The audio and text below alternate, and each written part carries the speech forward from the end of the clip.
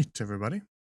Welcome back to another session of Beyond the Eye, which is our spell campaign for Grand Lorien and our living world. This is the third session. It's our mini campaign, I should say. And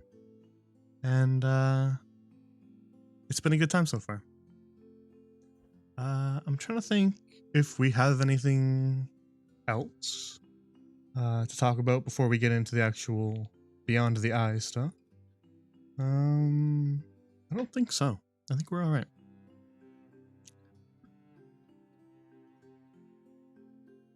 Yeah, I don't think we have any bookkeeping to do. But previously on Beyond the Eye, our intrepid party who were swept up in a giant whirlpool in the middle of the Sea of Cassis, known as Sindrin's Eye, were sent through a wormhole of sorts, a portal or rift that, instead of just killing them as it probably should have, sent them adrift in the astral sea, the Sea of Stars, as we call it. And so, after luckily being picked up by a privateer and his ship, the Valinar Hawk, the party agreed to aid the crew of the Valinar Hawk on their quest in exchange for assistance in either getting home or finding a new path, if that's what they choose. And so the party found roles on the Valinar Hawk, each kind of finding a bit of a spot to exist on the ship as they travel across the Sea of Stars. The Valinar Hawk is carrying a very valuable secret cargo, a dragon's egg that Princess Chancebel Rowe, or Chanzi as she's called undercover on the ship, is secretly bringing on a quest to return it to its mother. The mother is said to be on a comet known as Galahad's Arrow, and they need assistance charting the course of that comet so that they can intercept it. And that brought the party to Starsight Tower, an astronomy tower that orbits the Cassian Circle. But upon arriving at Starsight Tower, they met a rather strange scholar who they thought was a scholar. And after a brief conversation with them, the scholar promptly attempted to poison the party. But after that didn't work, the scholar, quote-unquote scholar, brought their pets out, cranium rats, that attacked the party. And so we ended last session with them just getting into a combat encounter.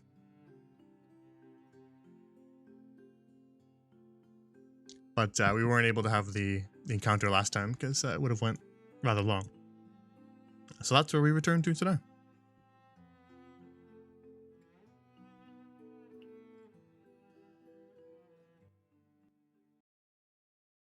So we will get back into it. Do we have Glacy back? Yeah, I'm here. Oh, welcome back. I came back. I was just letting you do your intro. I figured, but I just wanted to make sure. Alrighty.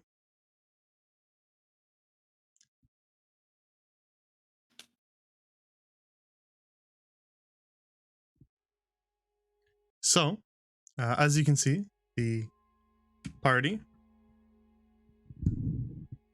who are let me turn this down a little bit. Okay, that's a little bit better. The party currently located at Starsight Tower, next to the giant floating rabbit head in the in space. No one's really mentioned that. It's kind of weird, to be honest. It's just been there the entire time. It's been floating off the side of the ship the entire time, and nobody's really said anything about it. So Might just be some sort of group hallucination. We'll have to we'll have to see. Great celestial rabbit.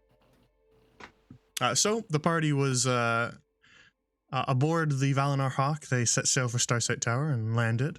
And after a bit of examining, got themselves into a rather sticky situation. After they managed to solve my very complicated puzzle that I had placed for them outside, called the unlocked door. And so after making their way inside and narrowly avoiding getting poisoned by this imposter scholar, the party were attacked by the creature, Korak's pets, cranium rats, with these glowing purple brains poking out of their heads. So we left off right at the top of the encounter, so we will pick right back up again there. Let's get into it.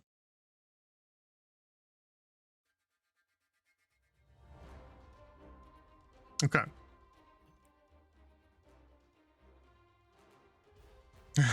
Yeah, I had to make sure to show you again, Tubi.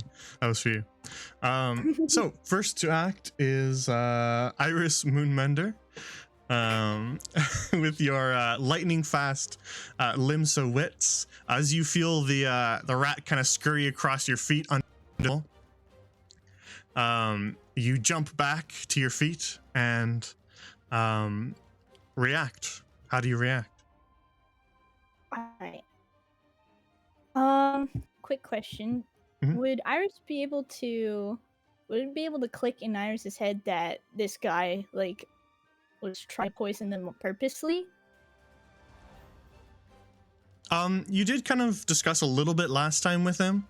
And he certainly didn't seem happy that you found out that the tea was poisoned. And as soon as you guys refused to drink the poison, he summoned these rats out from their hiding places, and the rats certainly look like they're kind of hunched over, ready to pounce at you guys. So you get the intent that he's clearly trying to kill you now that he didn't succeed in doing so with the tea.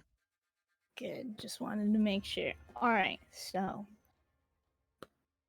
Iris is furious. She thought the tea was an honest mistake at first, but now the worm dude has made his intentions clear. The poison was on purpose. So she says, angry, "How dare you?" And I would like to... Wild Shape is a bonus action, right? I believe Wild Shape is an action. It is an action? Oh, It should say in the thing. Off the Okay, top of I'm my trying to- head, what am I? Yeah, it's as an action. You shift. Okay, it is an action. I just Yep. had to double check myself. Okay. So, for my action, I would like to use Wild Shape, and I would like to turn into a crocodile. Nice. Yes. I'm going to GM layer you, and then I'm gonna give you control of this token so that you can move it like it's your own. Nice. Okay, so I use my... So double check that you can move it now. Just move it one square over and back. Oh, snap. Hold on. I gotta... Might be on the ruler. Yeah, I'm on the ruler. Okay, There you go. right there. Perfect. Okay. I'm gonna move this GM layer Iris out of the way so that you can see the crocodile. Perfect. All right. So the rest of you, including Korak, all watch Iris just quickly shift into this crocodilian form with massive claws. Oh, you done goofed up now. You've made the cupcake angry. Is there anything else that you do after you shift? Okay, so we have our added action, bonus action, and movement, right? Just... Okay, So you trying to used re- your action to Okay. do that, but you still could move if you wanted to. Okay, let me see. Because I can't attack now, right? Yeah, I don't think crocodiles have any bonus actions still. Okay, I just want to make sure. So the last thing I can do is move. So Yeah, you could move if you want. I'm gonna move right in front of this cranium rat, All right. and yeah.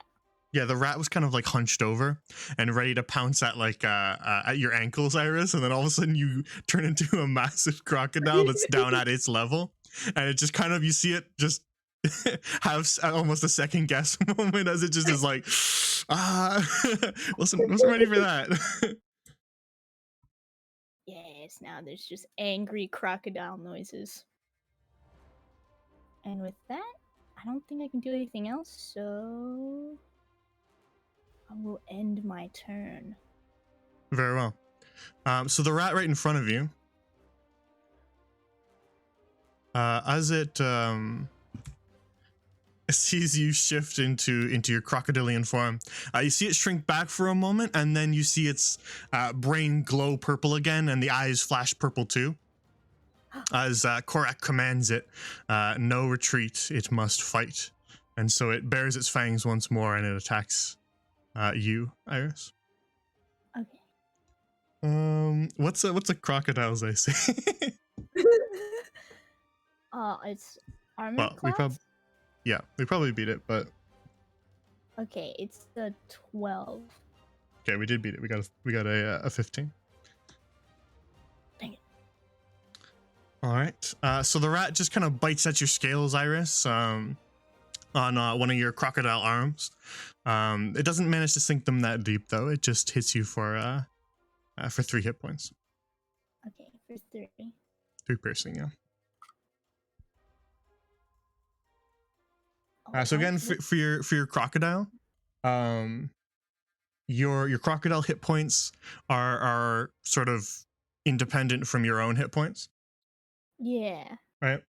So if you want to track it pretty easily, you could add the crocodile's hit points to your temp HP, and then it'll subtract from those first. And then when you run out of temp HP, then you switch back into Iris and start again from your normal HP.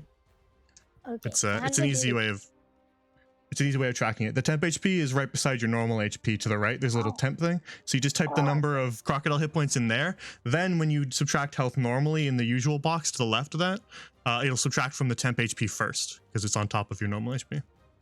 Nice. It's a handy way of tracking it. And then once that temp HP goes away, then that's when we switch you back. Okay. So I have where 19, I think. Saw it, and now I don't know where it went. Good. Yeah, it's 19 hit points, and then just subtract the hit points you just took. Oh, okay.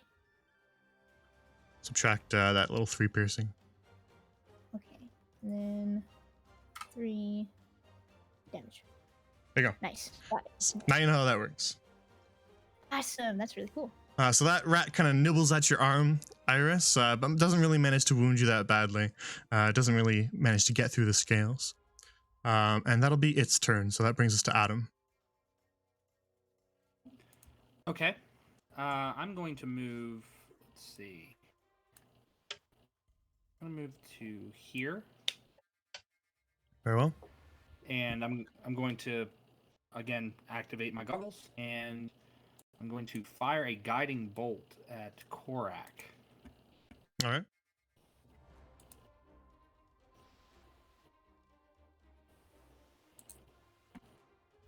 Did that show up?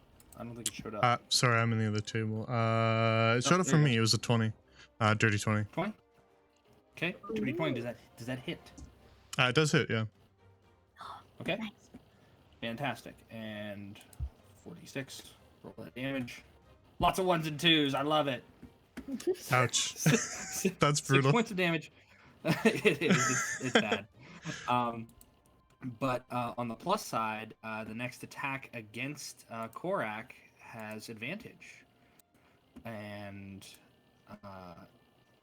I'm going to go ahead and, since I have my 2 levels of fighter, I'm going to use my my action surge. And Okay. I'm going to throw an Eldritch Blast at this rat up here. All right. So Eldritch Blast time. Just 21. 21 also hits. Okay, and that is 5 damage for that, but at least it's something. Alrighty. Let's line that up again.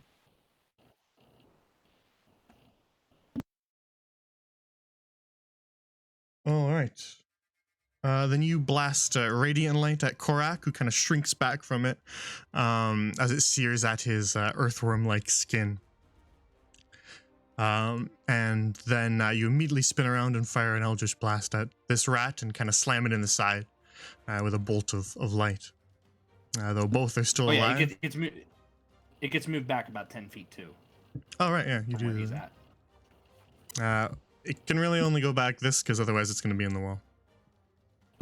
That's fair. I didn't want to forget about that. And then as a free action, I yelled at Glacy. It's like, Glacy, do what you were going to do before. All right. And then if that's the end of your turn? That is the end of my turn. Very well. Next act will be this cranium rat. I was going to race right over to you, Adam, and attempt to bite you. You were what, 13 AC? Yep, 13 AC. All right. Then we're going to hit you as well. Cranium rats rolling real well today. Uh-oh. But not so much on their damage. It's going to be another 3 piercing. To you. Okay, thank you. And that'll be the end of its turn. Which brings us to this fellow here is going to... perfect. Run up on Glacy and go for the bite. Alright, that's an AC of 12. So a 17 will beat it. Shield. You shielding? Yeah. Alright. That means I have 17. Well, meets beats, and it did get a 17. So we're doing at and above? Yeah, meets beats in 5e. Okay.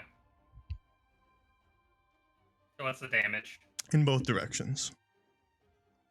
The damage is 4 piercing. Or you're cutting in and out, like you're kind of digging? Really, you're kind of cutting it out for me, so maybe it's a Discord thing. Who knows? It was 4, yeah. Oh. Best one, too. It was 4. 4. Taco? Yeah, that was kind of robotic. A little bit there. Huh. Say something, Glacy? Hello? Okay. We'll see how it goes. It's been touch and go, so we'll see. Mm. All right, damage taken and turn ended. It is now your turn, Glacy. Okie dokie. A few seconds. I'm just disconnecting from a few things just in case. From the center of the table where that rat is, I cast darkness. Okay.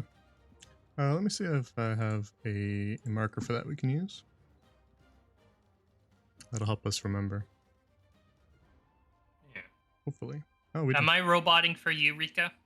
No. Honestly, Grand's a bit robotic for me, but So it wasn't too terrible. Jotun, am I roboting for you? No, you're not robotic for me. Everybody's roboting for me, so it's probably my end. Okay. Aw. I just wanted to make sure I wasn't going crazy. Okay, put it where you want it. Can I move it? Yep. Essentially. That's as close as it gets because it's on the grid. Oh wait. Yeah. It's on the grid. All right, so that'll be as far as it goes. All right. So the the center of the room is cast in a shroud of darkness, including everybody within that little circle there.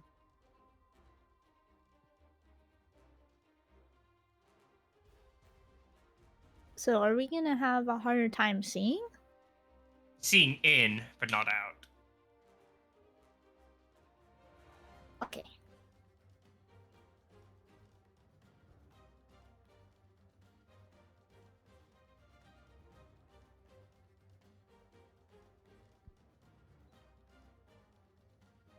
All right. Anything else, Chrissy?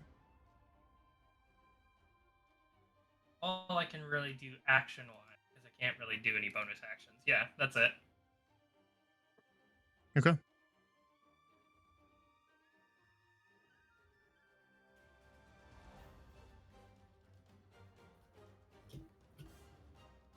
All right. I'm going to move this to the back so that we can still move everybody.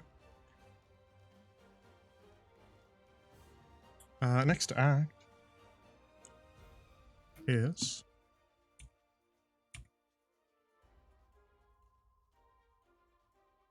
this fellow here is going to plunge right into that darkness and go at Adam. So one of the cranium rats races across, compelled by its messaging to race across the room and just throw itself into that cloud of darkness that has just formed at the center of the room. Because Korak is not going to deal with that. All right.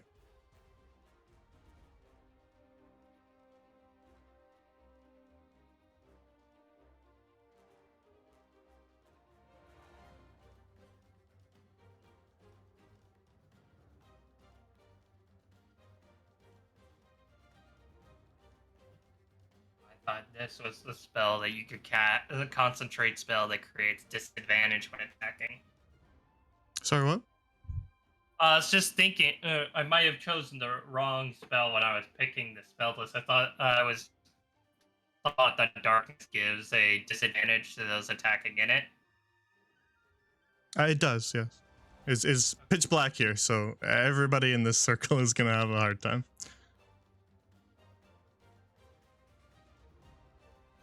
Because darkness, unless you have the ability to see through magical darkness, then you're going to have a hard time with it. And it is indeed concentration. What were you thinking of? No, I was just thinking of having that to give time for folks. I was just giving time to folks as well.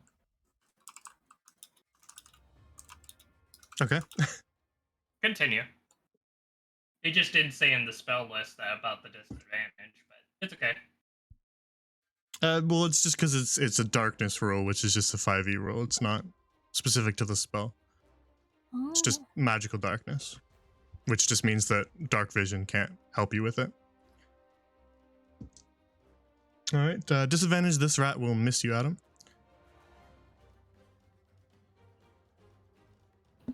Okay.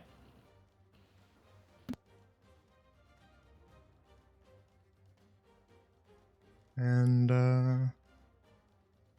that will bring us to Korak's turn.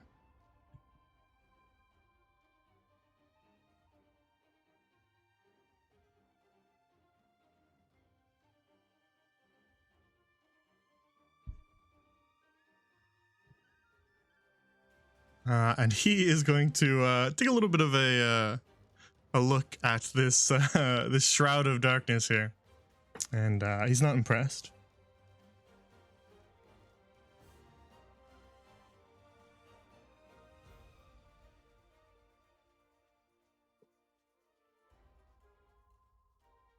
And so he is going to point one of his kind of clawed fingers at Glacy, because Korak does indeed is not actually impeded by darkness, which tends to be a side effect of not having ice, but he's Oh, gonna the point. darkness is more for the rats. Yeah, I'm just saying. He points one finger at Glacy, and then you feel just a pain shoot through your head. So make a wisdom save for me. Wisdom saving throw. Go. 15. All right, a 15 will succeed, but you are still going to take some damage. How much? I'm just rolling. That will be 6 psychic damage, and then give me a concentration save. For con save? Concentration is con, yeah.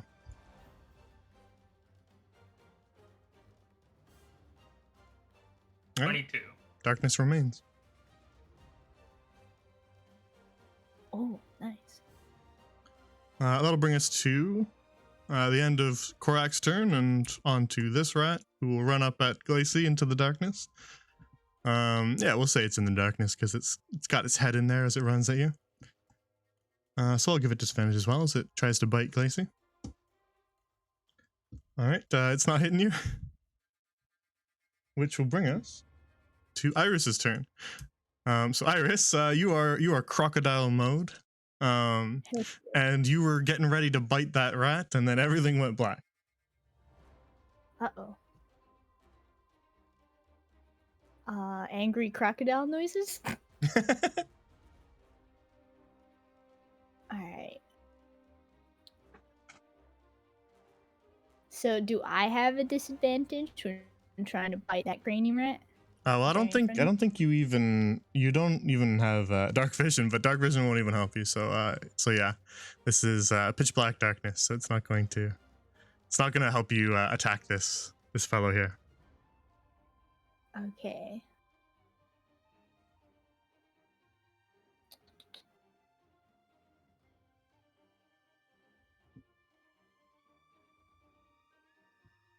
Alright, so if I'll just have a disadvantage on my attack then?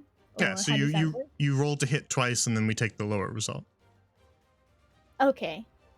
which means you still could hit, but it's just a little harder. Okay. So I roll. How does it work on a crocodile? Do I like? So it should, on your little stat sheet, it should have your attacks, right? Oh yeah, bite. So you should have Okay, your bite, so- and it'll probably tell you what you got there, Okay, how maybe much with an damage to roll. The only thing that D&D Beyond won't do is it won't have the nice little rollers for you, so you might have to manually do it with the bottom left. I think if I so hit is 7, so I have to roll a 7 to hit, right? No, you have a +4 to hit with your bite. Oh, that's how that works. Oh, +4 to hit. Gotcha. I think Whoops. that 7 there, when it says hit, it means if you hit. The 7 is average damage, and that's for DMs on stat sheets, because sometimes when you're a DM and you have a bunch of enemies, you don't want to have to roll them every time, just because it takes too long. So sometimes you just use the average damage for the dice. So every alligator would just hit, or every crocodile would just hit 7 damage every time, just to make it easy if there was a swarm of alligators attacking the party. Oh, so that's how that works. Okay. But you would roll the 1d10 plus 2. Okay, 1d10. So is it 2 1d10s, right? So you want to see if you hit first. So roll a d20, see if you hit, and then we'll add +4 to it. Okay.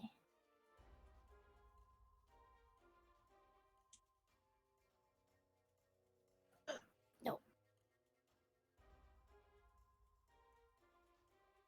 Okay, I rolled a 2.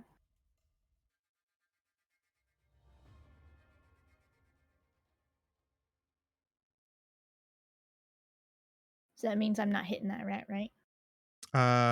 Yeah, you could roll again, but by all intents and purposes, you probably will not be able to hit. But just for the sake of it, roll twice.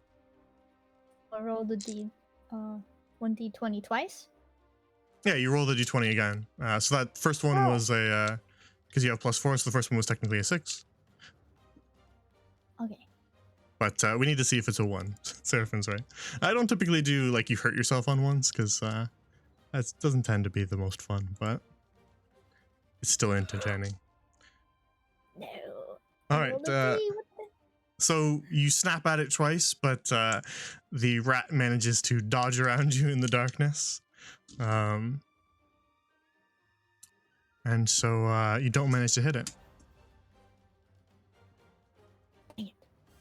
More angry crocodile noises. How's our robot doing, everybody? Do I still sound robot-y? Yeah, a little. A little bit? Yeah. Every once in a while, it kind of goes into your voices, too. So it could probably on my end. As evidenced by the fact that the stream went offline like as soon as I launched it and then came back. So it's probably just a bad internet day. It happens. Damn internet! Work, damn it! All right. Okay. So you snap at it twice. Is there anything else you want to do, Iris? Let's see.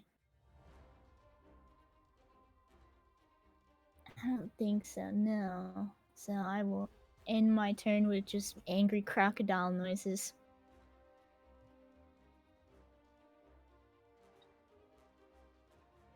All right.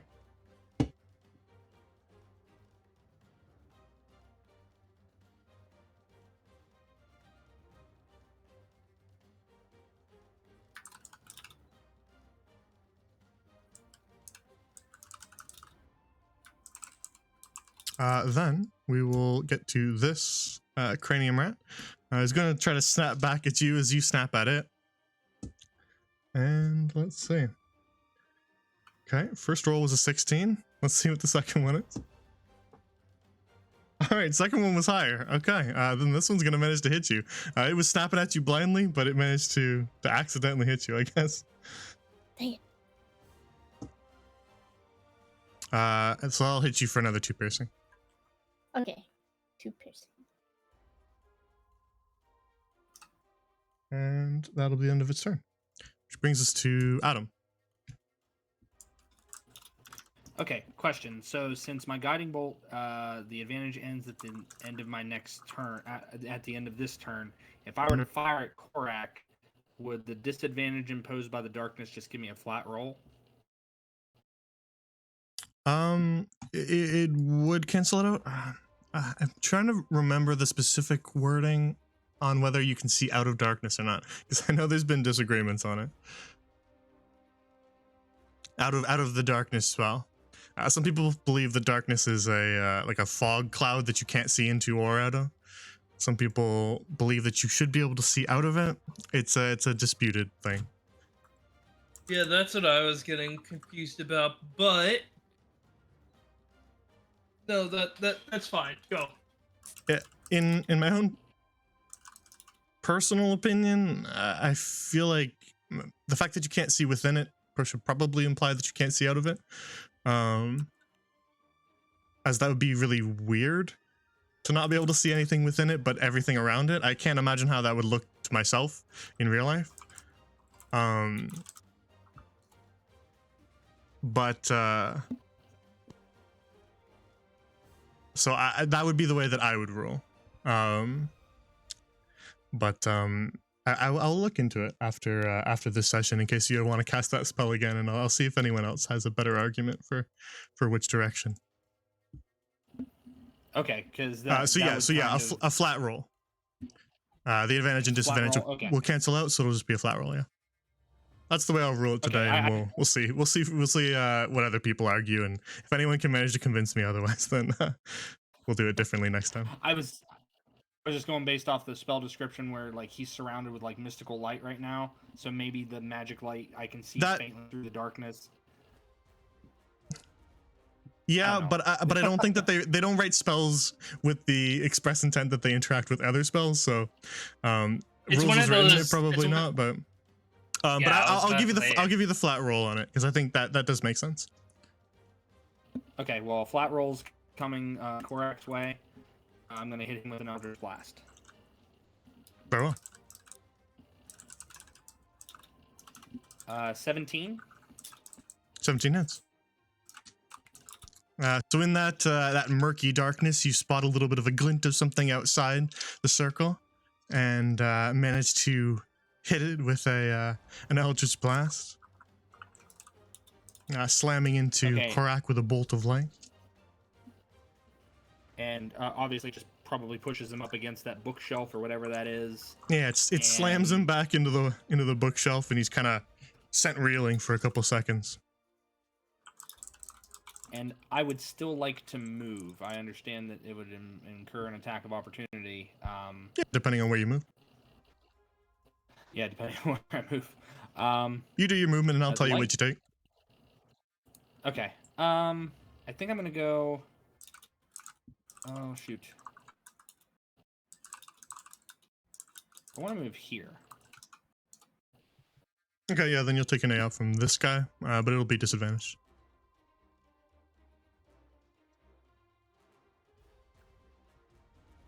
So I'll roll that right now if you're gonna move there. I can't move my token. Oh, well, Sorry, never what? mind. I can. Sorry. Should be able to. Yeah. Sorry, I can move my token now. Yeah. All right. It snaps at your heels as you attempt to move across the battlefield, but in the darkness it misses you, and so you breach out of that murky black fog, and now you are able to see a lot better. So you can see Korak Alright, kind of backed into that countertop, as well as the rat currently behind you now, as you exit the darkness. Yeah. So some residual magic light just kind of like coalesces over my goggles for a second as I can finally see, and I kind of like glare at Korak, like giving him an indication that something big is gonna come. Very well.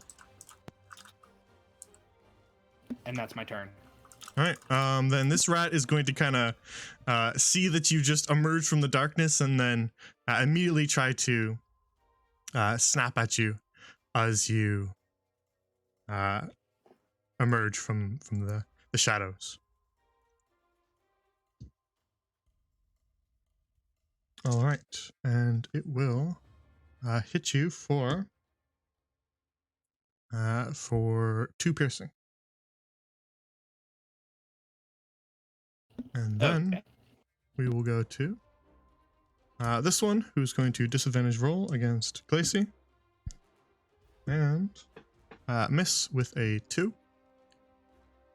Which will bring us to Glacy's turn. Glacy, everything is still pitch black and dark, but you can kind of hear the noises of rats around your feet. Using the keen sense of my memory, I cancel the darkness so that it starts to fade away. But as it fades away, I use as a bonus action Misty Step. Sorry, did you say you're removing the darkness spell? Yes. Okay. To teleport behind Korak. Okay, he's still on that. He's still technically on this space, yeah. So you can do that. Yeah, he's he on the counter. So Glacy's standing there, rears her hand back and casts Burning Hand at point blank. Very well. Laugh at me, why don't you, you freak? I won't drag the marker, but he'll make the.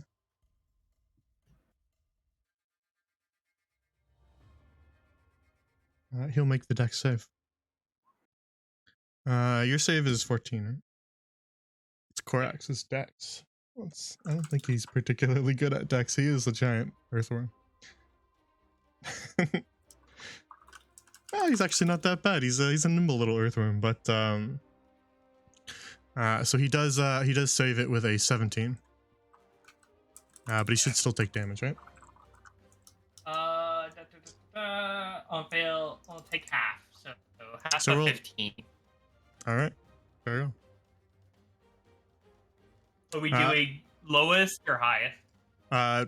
In D&D 5e, everything rolls down. Everything rounds down. 7. Very well. So as you send that burst of flames, he kind of,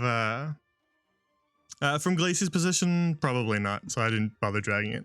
Seraphim.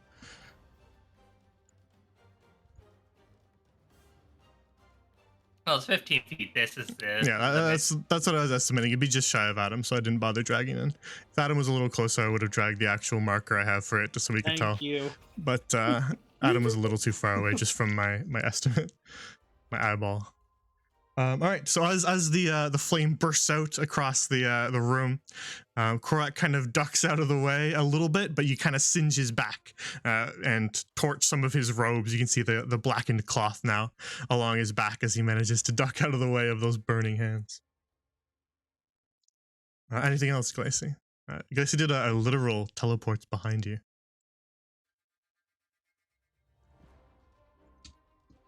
Eddie, the other action? That was my bonus and my action. I don't figured. have I just any- was wondering if you were moving or anything. I don't like to end no, people's turns for them. No, I wanted to come up behind and try Alright, and get. very Oh, well. dude. Yes, you get, you motherfucking worm. I will cook you from the inside out. Okay. Alrighty, so everybody can suddenly see again. Crocodile Iris. You are suddenly able to see as the world fades back into focus for you.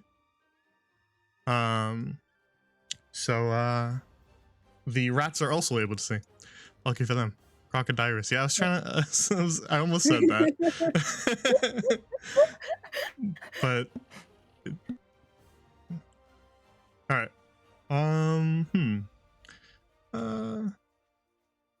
Let's see. Pretty close. A little bit further away. This rat's going for Crocodile Iris. Uh-oh. So one of them, as you're focusing on the one that's under the table right near you, Iris, another rat runs up beside you and attempts to bite at you. I forget Crocodile AC. I didn't write it down. I should have wrote it down. Actually, hang on. 12. 12. Okay. I'll write it down in its little bubble so that I can remember when I click on your token. Nice. Perfect. Then a 14 is going to hit you for. All right. That will hit you for 1 piercing damage. Very good roll. 1. It's okay. It happens to everyone. Even cranium rats. Which will bring us to Korak, who had just got singed across his back, and he kind of spins around to face Glacey, not quite expecting you to literally teleports behind you. Nothing personnel, kid. So let's see. I think just kind of instinctively as he spins around, he's going to just slash at you with his claws. I use the shield reaction. Okay. So that gives you 17 AC. Yep. So the first claw attack misses. The second claw attack hits, and his bite. His bite misses, so he gets 1 in, but the other 2 miss. So I'll roll the damage Just on the 1. Just imagine Glacey then seeing the claw swipe before she sort of like Elden Ring parries in a way. Yeah, but he does manage to get 1 claw in as you block the others. And so one of his claws kind of rakes across your shoulder, leaving a bloody gash there that will deal 5 slashing. I'm still good. Let's see. Now what? Then he's going to kind of... you know what? He's good there. He's going to stay there. Put his back turned there. Which will bring us to... this rat here. Who's got a choice of targets, but he's going to run interference for Adam there. Dashing across the stone and rug to reach Adam and attempt to bite him, but it misses. It snaps at your heels, but you quickly step out of the way, Adam.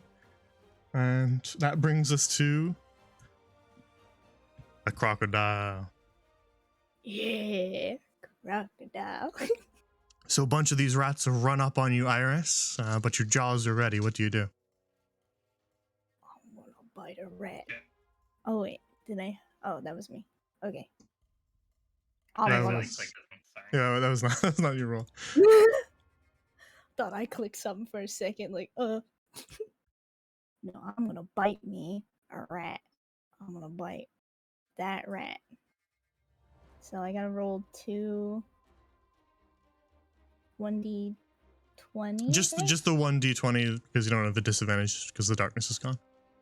Oh, okay. So it's just it's the same as if you were attacking with your scimitar, right? You roll to see if you hit, and then you roll to see if you do how much damage you do. Oh, okay.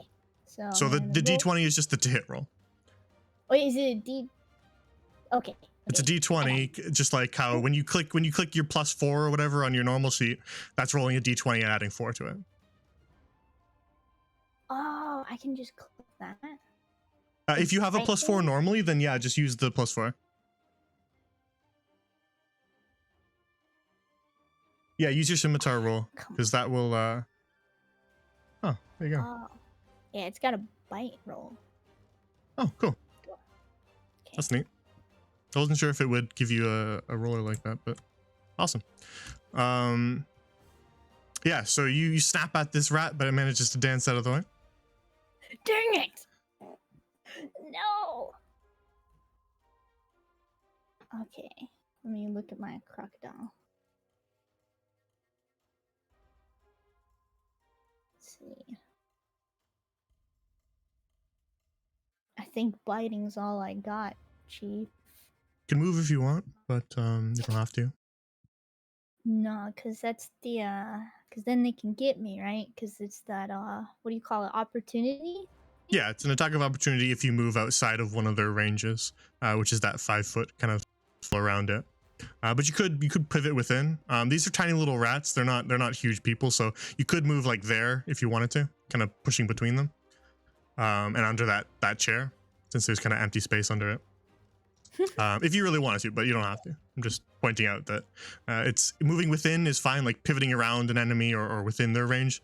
That's all fine. It's just when you move outside of it that they might attack you. I'm gonna stand my crocodile ground.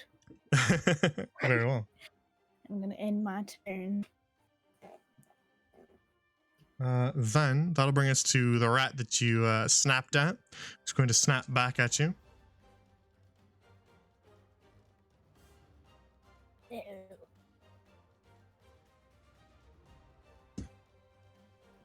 And it's going to hit you for. It's going to hit you for 6 piercing. Not bad. 6? Dang. As it manages to find a little bit of a gap between your scales and it bites down hard. I gotta bite a rat. I gotta bite a rat, dude. Adam, you are similarly surrounded by rats. How do you react to that situation? Well, I see that Iris is being ganged up on as well as myself. Can I assess how badly Iris looks in terms of health? Yeah. You take a look at the far side of the table. Iris, how much HP does your crocodile have though? My poor little crocodile's got 7 HP. So you can heal the croc if you wish, but Iris does also have full HP beyond the crocodile. Right. I think. Am I able to take an Eldritch Blast at this rat right here? Yeah, it's a chair, so you can kind of see in between the legs, and you could get a blast in there. Okay. It's I'm going to- it's not obstructing your view of that rat. Okay, I'm going to take an Eldritch Blast at that one. Very well. I think this one would have sort of a little bit of cover, but not like fully blocked. But this one definitely wouldn't. 19 hits, so roll your damage. Okay. And I have a question after I roll this damage. 6 points. If it pushes it 10 feet, if it moves out of Iris's threatened square, does she get an attack of opportunity on? I believe the wording even if of it's forced out. I believe the wording of Aops is moving out of a square and not forcing out of a square. I forget the exact wording on Aops. Dang it. I think there's a distinction between moving versus forcing. Otherwise, I think there'd be a lot of synergy between forced movements and amps. There'd be a lot of things you could do with that. I believe that's why they made the distinction between them. In the back of my head, I'm trying to remember exactly the wording.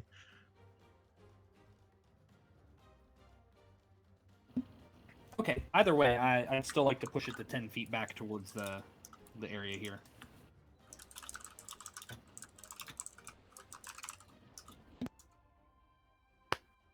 Yeah, it's the voluntary movement, I think, is the distinction. It's choosing to move versus getting knocked around is what distinguishes them. Seraphina, you're right. Okay, fair enough. I think it's to avoid all of those things that knock people back, always triggering AOPS, because that would be very, very powerful. And I think I'm gonna stay there and end my turn there. Very well. So one of the rats on your side gets blasted back. 6 damage. This rat kind of slams into that wooden barrier there. And it's now looking pretty bloody and beaten out.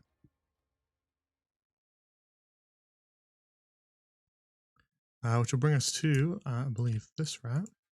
Yep. Yeah, played a grappler for a long time, Serpent. Yeah, that's where you would learn that. If anyone would learn that, it'd be as a grappler. Yeah, dragging people around. All right, this one misses you, and that'll bring us to, I believe, this guy, right? You? Okay, perfect.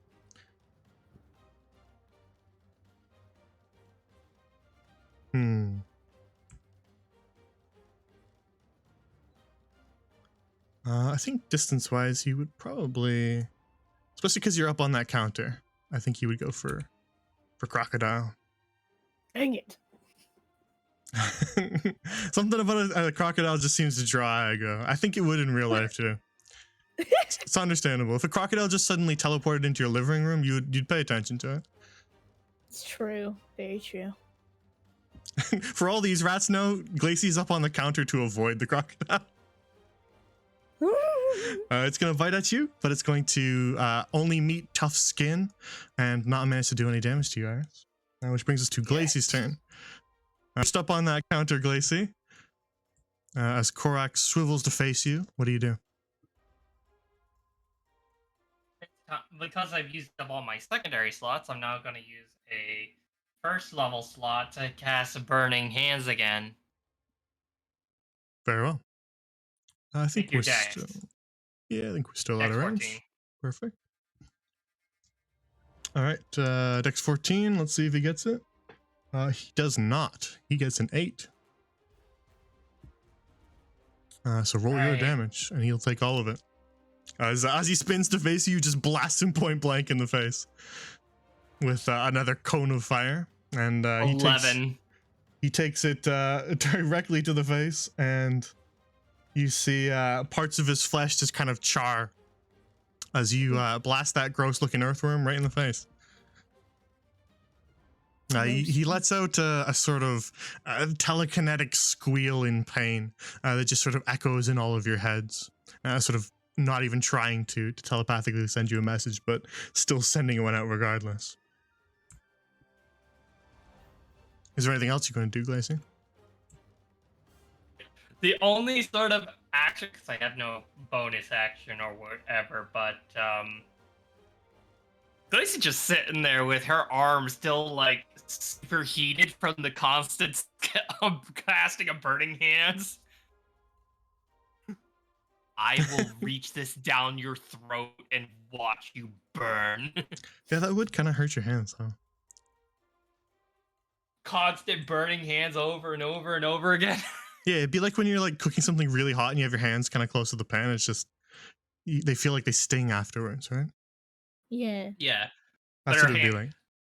but there'll probably be a thin layer of magic as the spell is cooling down. It looks like her hands just come out of a forge like a metal arm. It's pretty cool. All right. If She is that's it, determined to murder this thing. if that's the end of your turn, That is the end of my turn. that'll bring us to this fellow here, who's kind of battered and broken and beat up quite a bit, but he's going to kind of limp his way over towards Crocodile here.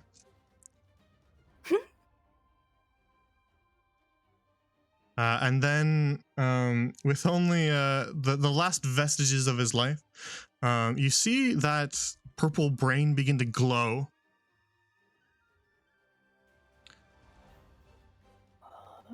And it glows this bright purple, ever brighter, almost turning completely white. And then that rat just explodes. So make a dex save for me. Oh my gosh. Uh-oh. That's not good. A dex save. Okay. So I gotta Dex roll save, my yeah. crocodile dexterity. Yeah, you have to roll your crocodilian dex. All right. So you managed to step kind of a little bit out of the way. As this rat explodes in a burst of purple light and blood, and so you will take just half of the damage, Uh-oh. which will just be 4 psychic. 4. And then this rat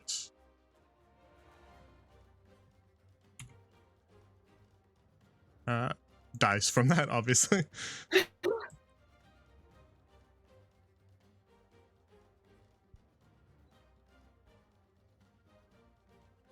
Uh-oh.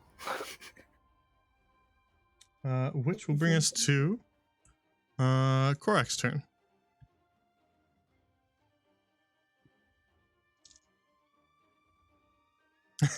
Yeah, Ratatouille, you self-destruct, you're right.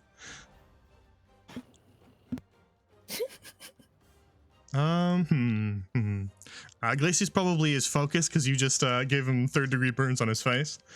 So he's going to continue to focus on you, and he's gonna scratch and bite at you again, Glacy.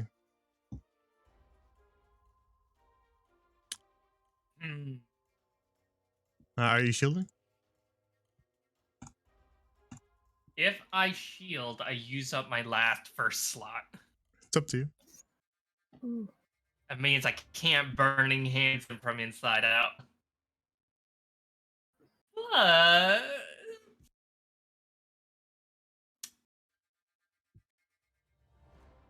yeah, I'm a shield. But that Okay. is my last first level. You summon up your arcane barrier, and we'll see how that helps you. That's going to be 1 claw attack missing, 2 claw attacks missing, and a bite. The bite will manage to get through the barrier, but just barely. So 2 claw attacks blown off by the barrier, and then 5 piercing from his bite as he sinks his fangs into your arm from that earthworm maw. Duly noted.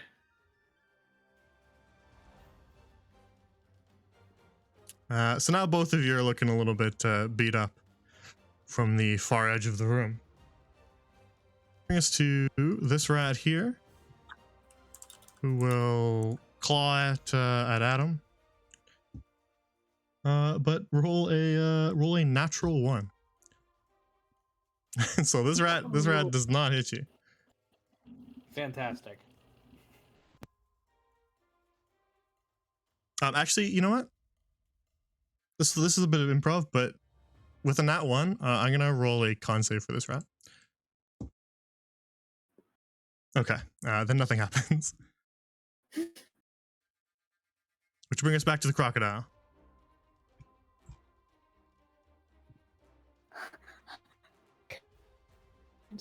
Certain crocodile noises. I just watched that rat explode. Indeed, Uh-oh. yeah. You kind of spun around just quickly enough to see it burst into a light, purple light. And as you turn No. back towards the other rats in front of you, what do you do?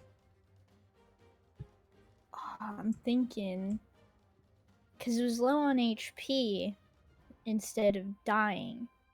So it could have been triggered from the low HP. Just thinking out loud. Just for the sake of you having less D&D knowledge, it did do that on its turn, so it wasn't in reaction to something someone else did. Oh, okay. Just to help sweet. you kind of parse that. Okay, because I had no idea if it was. So I'm gonna still bite that rat. I'm gonna risk it, biscuit. I'm gonna bite that rat. I'm gonna bite. I'm gonna bite Whiskers right here. Still, I'm going for Pharaoh, him. go for it. Okay, come on, come on. I need to bite this rat. Why'd I roll 2 of them? Oh. I think the second one. What? What's going on there? I think maybe I don't it's. know. I think it just rolled everything together, just to help you. Because that's like the escape save for if you grapple them. Oh. I will say that 7 is rough. Interesting. We will use that 7, but the 7 will miss. Let me bite this rat. No. You've had the absolute worst luck against these rats. They don't particularly have a very high AC, but you've rolled very low. Bro. It's something, I think, you know what, it's something about the, anytime there's like a unique weird roll, they never roll very well. That's superstitious, but that is the, that seems to be the case. Is there anything else you want to do, Crocodile? Crocodile iris. Sad crocodile noises. Sad crocodile noises. What does that even sound like, I wonder? I don't know. Cause they like growl and hiss, right? Yeah, you're right, Surf. But anytime you're rolling a bunch of really low numbers, that means that it's just charging up for a bunch of nat 20s. Oh, come on. You gotta charge up faster. I gotta bite that rat. All right. So if there's nothing else you want to do, Rika, other than the sad crocodile noises. Yep, that's all I can do. We shall move to this fellow's turn. And we'll see what he's got.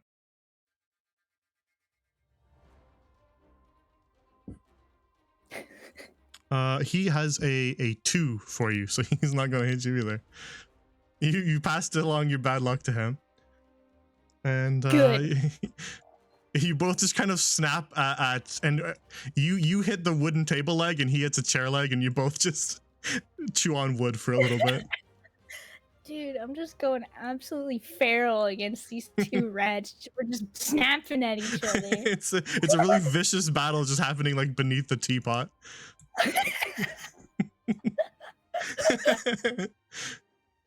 It's just like a nature documentary going on in the living room. But Adam, it is your turn. Okay, I'm really tempted to use my bonus action heals on Iris to keep her in crocodile form, but I need to know how bad Glacey's looking. Yeah, to keep the croc going. Glacey do be bleeding. Glacey is basically bleeding out. Okay, all right. Well, then I will use my I'm gonna use my 3d6 healing for my healing light as a bonus action to to throw that towards Glacey since I can see her. How does that look for Adam? Because everybody's healing looks a little different.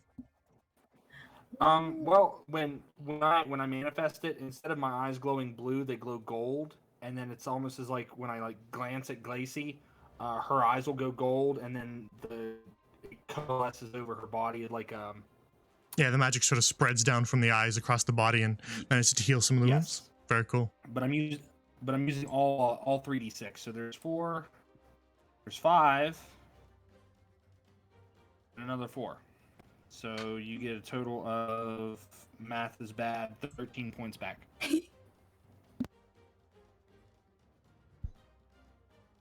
All right, you sort of just quickly make eye contact with Adam, and suddenly all of your wounds begin to stop hurting quite so bad, Glacy, as the bleeding is staunched. Glacy flexes her arm and fingers as her eye then turns a fiery red color, even sparks of flame coming out of her iris as she looks at Korak. You in trouble now. Very well. And for my attack action, I'm going to again attack one of the. Can I see this rat over here by Iris or no? Or will I have cover. Through the table legs? I think maybe what would make it difficult is your angle. You're standing up on the counter, right? I'm down here. Oh, sorry, Adam. I blanked because Glacy was just talking. Yes, Adam. Yeah, you're fine. So I can hit that one, okay? Yeah, you're fine. All right, fantastic. Well, since all of my healing is used up, I look to Iris and I see the rat next to her, and I'm going to blast that one with an Eldritch Blast. Very well. And that's on that one. Fantastic. Oh no! You charge up the goggles that you wear, and then they just kind of fizzle to nothing. That's fair. Perhaps still a little bit overheated from all that healing. It is. They are. That's definitely the case. But that Very is well. that's gonna be my turn. No. Alrighty. Which rat are we at? This one, and then okay, good. All right, we'll do some quick rat attacks as the remaining rats strike at Adam for a miss, and then Crocodile for a hit. Dang it. And that hit is that hit is 1 piercing. Lucky Croc. Wait, no. Okay, 1. Okay, I'm still a crocodile. So the rats snap at you with varying degrees of success, and then it is now Glacy's turn. I am out of spell slots to do any more burning hands. However, because I am in quarters,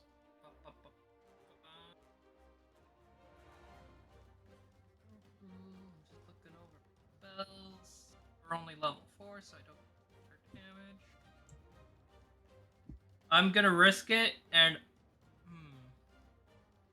would Firebolt get a disadvantage because of the close range? Firebolt would, yeah. Anything with a spell to hit would. Anything with a save would not. What about a touch? Oh, anything with a touch also would not, yeah. Alright, then I use a touch skill instead. Gonna pull a Fire Lord Zuku and do Shocking Grasp. Oh. Roll to hit. You stupid son of a bitch! You were wrong at 20 and then you decide to flop! Missed. And that is how the dice go sometimes. You attempt to jolt Korak with your shocking grasp, but he quickly manages to move his earthworm-like head just a little bit to the side, and you only grasp the air, sending a bit of a crackle down his skin, but not dealing any damage. Thank you for the follow, Mango. I think we had our follower goal. Thank you for that. I'll have to set a new one. Yay! Congrats. Congrats! Thank you, everybody. All right. Glacy, if that is all. That is literally all I can do. I am out of spell slots for any sort of action. Burrow, I just wanted to know if you were going to move or anything. I don't like to make your turn end for you. Just like to know to make sure. She is fixated. Okay, Korak. Let's see. What do you want to do?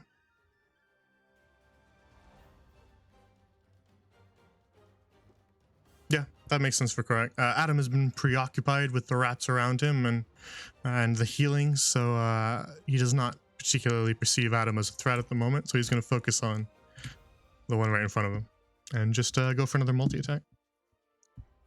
I don't think you can shield, so we'll just roll them all.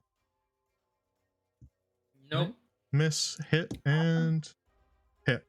So 2 hits, or one hit for the claw and 1 hit for the bite, which are different damage dice. So that'll be 2 slashing from a claw, and then 5 slashing or 5 piercing from the bite, so 7 total. As he very furiously claws at you in this this desperate kitchen top battle that you're having. Oh no. On the kitchen counter.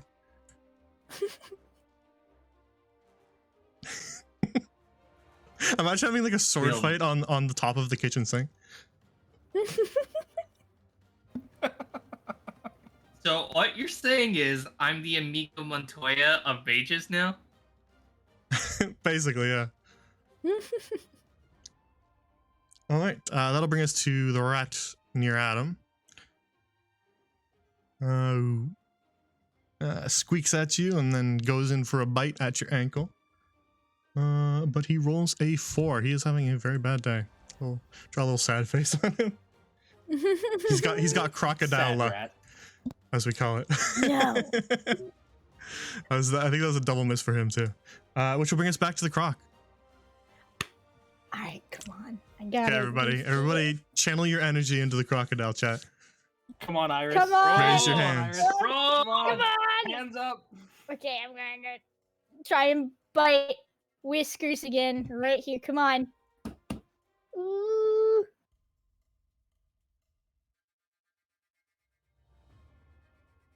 Yes. Let's go. Let's go. I'm Yeah. gonna bite that rat. Gonna bite that rat. That's a crit.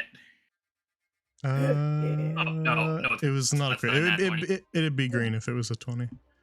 Dang it. But Damn it. still, I But still Still. bite that So you rat. sink your jaws down hard into the croc or into the rat, and then of course you grab on with your alligator with your crocodile jaws.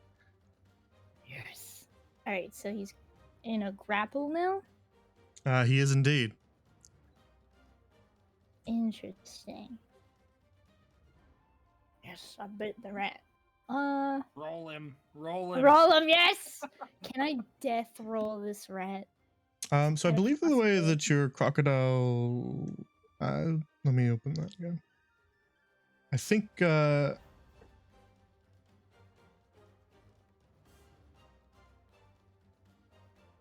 Yeah, so once you've grabbed him up in your jaws, you can just attack him again every turn. Yes. And so you couldn't switch targets while he's in your jaws. You'd have to release him.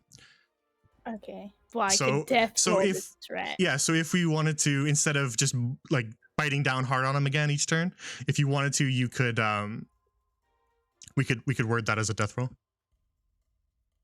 Yes. because I like that. Okay, so yes. Finally. Can I like death roll this rat now? Is that a thing? So it was your action to bite down on him, and now he is grappled with you. So that would be your action to bite him. But then each subsequent turn, you will have the opportunity to attack that same rat. I don't know if there's any actual wording on jumping you, but if he's grappled, then he's grappled. I don't think the Okay. alligator wording, sorry, or your crocodile wording, specifically says anything about that. Let's see. I don't know. But I think she can move. It says like when you can drag and carry the grappled creature with you, but your speed is halved. Oh. Yeah, I just meant that the thing that Rika's specifically looking at. It just says about the grapple. I was wondering if it helped describe grapples a little bit better on that one specific thing. But so yeah, you can move. You'll just be a little bit slower, but you'll be dragging her along with you. And it can't really move until it gets out of your grapple. Okay. Can it still attack while in a grapple? Is that it? For a rat, I would say would probably have a hard time of doing so. If this was like a full-on human and you were just grabbing its leg or something, it would have a bit of an easier time. But for a rat, I'll say it can't,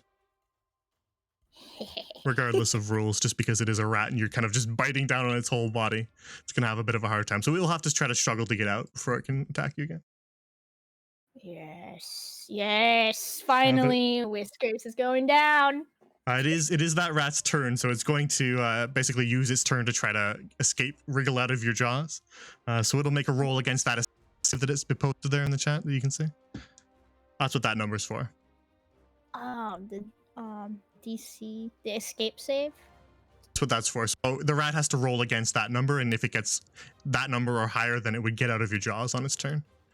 But regardless, even if it did get out, it would still have used its turn to do that. Okay. So it's still useful to kind of do that, but it actually does not get out of your jaws, as it rolled a 6, and so it you maintain your hold on it, and we will pass the turn over to Adam. Okay. Am I able to discern how badly burned Korak is? Does he look like extra crispy, or is he like original recipe at this point?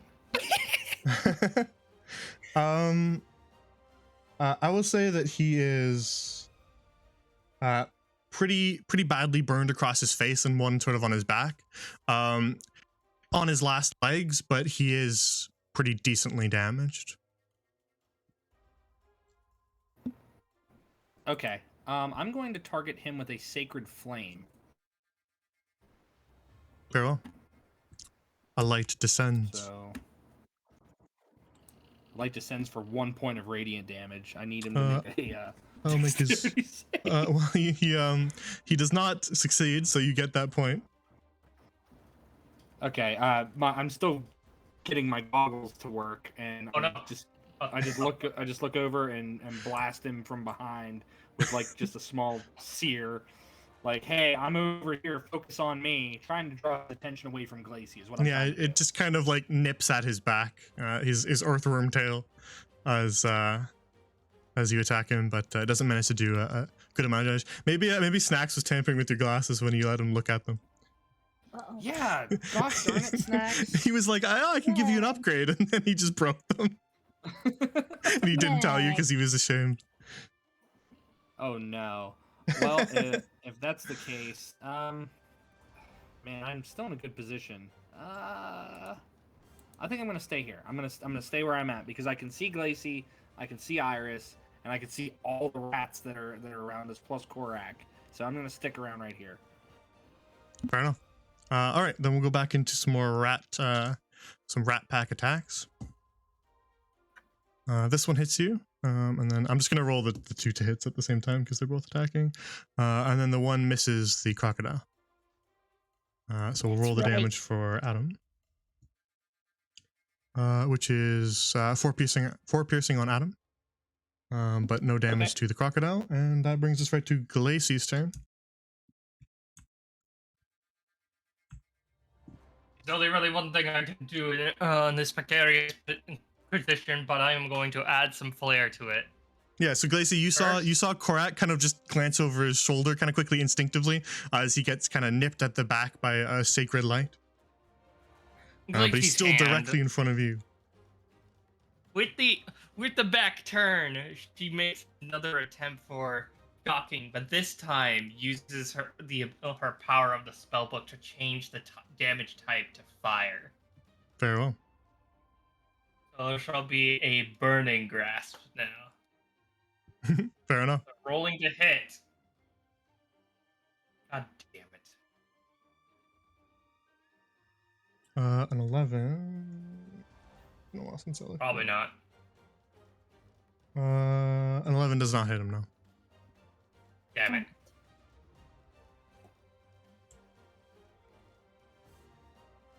Where did all the good rolls go? I'm sorry.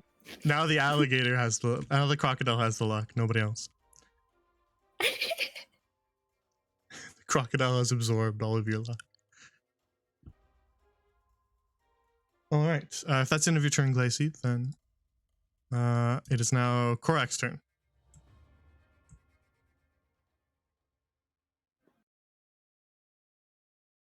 Okay.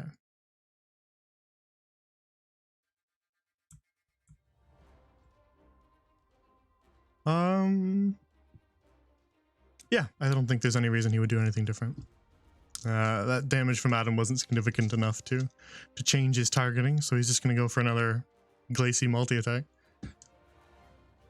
I tried, Lacey. I'm sorry. No. I know I tried, and that's the point. But I will. I will die trying killing this thing. That was one claw, the other two missed. So, How much? the claw is going to deal. Let me double check if he has. He does. Okay. That'll be five slashing.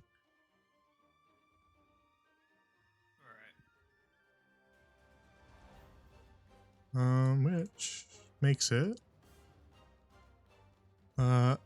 this rat's turn. Who finally manages to hit Adam. Let's see if he has any better luck with his damage dice. Come on, bring it. He actually does. That is going to be 6 piercing. Whew. Okay, that's fair. Yeah, he hits a vein there on your leg. Ah, Oh, I heard an ooh. Did you just have a aha moment? no, I'm just hearing him get bit by that rat. Okay. That So Korak is looking rather badly wounded. He's got burns all over him, and some kind of worn away parts of his skin from the searing radiant light that he's been struck with. So actually, you know what? He's not gonna do that. Never mind. That doesn't make sense. He wouldn't do that. It is Crocodile's turn. You still have one of those bleeding rats in your jaws. And another one beside you. What do you do? okay, I'm just looking over my stuff real quick. Okay, while you read that, I'll answer a chat question. I don't have a public doc. We often do lots of stream stuff where we talk about it live on stream. But I don't actually have like a public document for like mechanical stuff. We do have like a world anvil of the homebrew lore stuff, which you can see there. But as for the actual mechanical stuff, not so much. So, Crocodile. Okay. Am I allowed to know how good Glacy is doing? Like Yeah, HP-wise? you're a crocodile. You have eyes. And you still think as yourself, even though you're a crocodile. So, and take a look across the room, kind of through the table legs and up to the counter. It's a little bit hard to see, but if Glacy was badly wounded, you'd be able to tell. Glacy looks probably pretty bloody again, torn apart by the fangs and claws of Korak. I didn't mean to roll that. I'm sorry. I was All clicking good. something in my feet. It's all I'm good. just If, checking if, my skills now. if it's I was actually going Go ahead. if it's just an accidental roll, you don't have to apologize or anything like that. I know when it's not your turn, so I just assume it's an accident.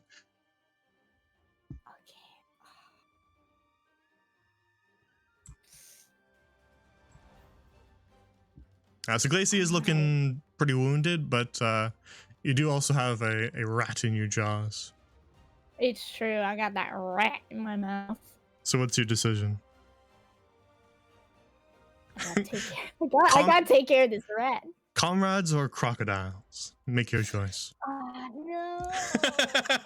Finally got this rat in my mouth. No.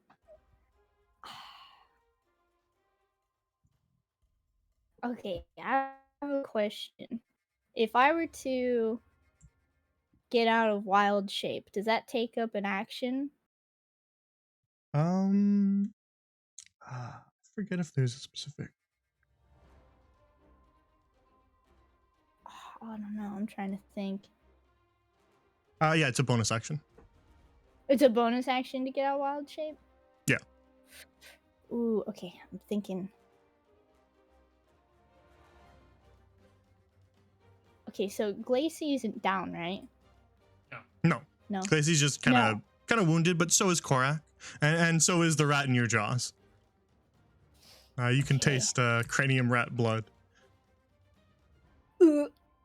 which probably isn't very pleasant. No, maybe hopefully because I'm a crocodile, it's not gonna be too gross.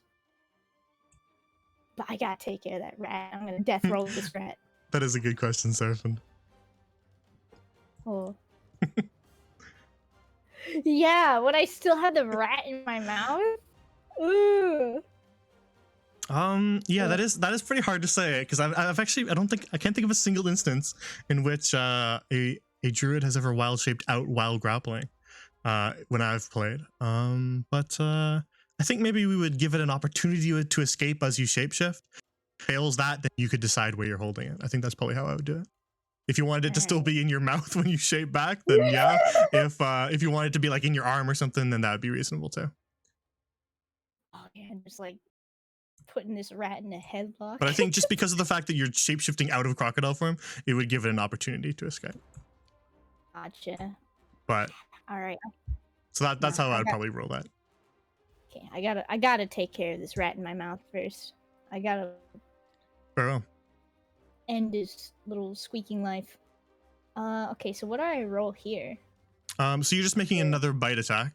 I don't think it actually says anything specific about it, but I'm going to give you advantage on it because it's already in your mouth. There's no reason why it'd be just as hard to attack it when it's dancing around as it would be when it's in your mouth. You just bite down again. So. Yeah. Okay, so I just roll the bite thing? Yeah. Okay. So when I have advantage, do I roll 2? You roll twice, and then we give you the higher number instead of the lower number. So advantage and disadvantage are just the same thing where you roll twice, but one you take the lower number, one you take the higher number. So it's a good opportunity to teach advantage and disadvantage. Oh, nice. Cool. Okay, come on. What with the darkness that we had at the beginning of the fight, that was a good opportunity for disadvantage rules. It's true. All right, here's my first one. Okay. That's roll again. That. No matter what, if you have advantage, always roll twice just in case you get a 20 on your second one, even if you're hit, right? Yeah. There you go. So the second one, the second one is good. And we'll just use the damage that's attached to it since they're attached to it. So we'll use the 8. Oh, I'm rather gonna than the roll 5. that rat. All right, so you bite down hard on this rat, and you just kind of crush it as it squirms a little bit, and then you feel it go limp. Yes. But could I death roll it or no? Yeah, as you kind of bite down hard, you roll it, and you just kind of roll its limp body around, and you kill that rat. Yes. Death rolled the rat. Side quest complete. We've done it.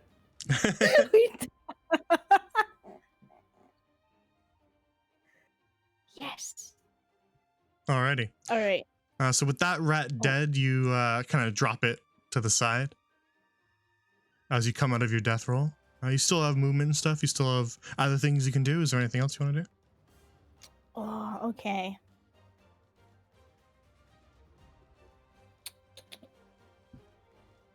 I'm thinking. Oh, man. As long as I stay within range of this other little rat, then it won't have a thing against me, right? It won't try to nip at my crocodile. Yeah, as long as you remain within any square that's basically touching it, even the diagonal ones, then it won't. And technically, crocodiles are a little bigger than this, but you're under the table, so I just left you kind of small. But you're technically a little bigger than that. Gotcha. Okay. How far can a crocodile go? You should have a movement speed. Actually, probably will have 2 movement speeds because crocodiles do have that swim speed. But Swim. you're looking for the walking speed since you're not underwater. Gotcha. Yeah, that's what I'm looking for right now. I'm not seeing it though. Or let maybe me- I'm blind. I can take a peek. Okay. Extras and crocodile. So it's right at the top there. It's the same as your normal move speed. If you look at that crocodile little sidebar that you have on your character sheet, Yeah. right under your hit points is where speed is always. Oh, okay. I see it. I was just blind. Gotcha. Oh, sorry, I mixed them up. I was a little far away from my laptop, so I didn't see the comma. The swim is the 30 feet. Yours is the 20, so you have a little bit less movement speed. Okay. Well, that's still enough for me to just. I thought it was guess, like 20 feet swim because I didn't see the comma. But yeah, that does make sense. Yeah, so you have 20 feet of movement. Alright, I'm gonna reposition my little crocodile self right here after I drop that rat body. Very well. You still facing that one here? Yeah. Very well. It doesn't actually mechanically matter. I just like to move your tokens around. Nah, it's good. Alright, and with that, I end my crocodile turn. Alrighty. So that would have taken us to this rat, but it's already dead. So it does not get a chance to blow up in your mouth, which is a shame. Are you sure about that? A shame for the rat. That would have been a cool way to go out. But that'll really actually skip right over that rat right to Adam. For some reason, D&D Beyond's having a hard time with you, but oh, there we go. Let's see. I actually was going to second wind, but I will re-roll that if you wish, because I was checking it out to see what I needed to do. It was so long ago that we'll re-roll it. Okay. So I'm There's going to been like bonus how many action. rolls in between? Right. Bonus action, second wind. Let's go. There we go. And roll it. Oh, that's even better. Lucky. That's your max. So I heal. So that takes me from 10 hit points to 22. And I'm going to, since Iris has this one taken care of, I'm going to focus on these ones now. Mm-hmm. Since they're in close combat with me, and I am an unarmed fighter. Let's do an unarmed strike against the one south of me. There we go. Punch that rat. Punch that So rat's I'm brain. gonna like swing around with a. I'm gonna swing around with like a kick. I want to try to punt it out of my way. Very well. That is a 21. Ooh. Yep, that hits. You kicked that rat. For 6 points of damage. For 6 points. That's pretty good damage. And can I yell to Korak, or would have taken an action? Because I want to try to intimidate him. It's like, he's not going to last for long. Yeah, you can yell at him. Typically, if you're trying to make like some sort of check in the middle of combat, they do tend to take actions, but for things that are just talking, I'm usually pretty lenient on that. Since it is just talking. So I'll let you do it. Yeah.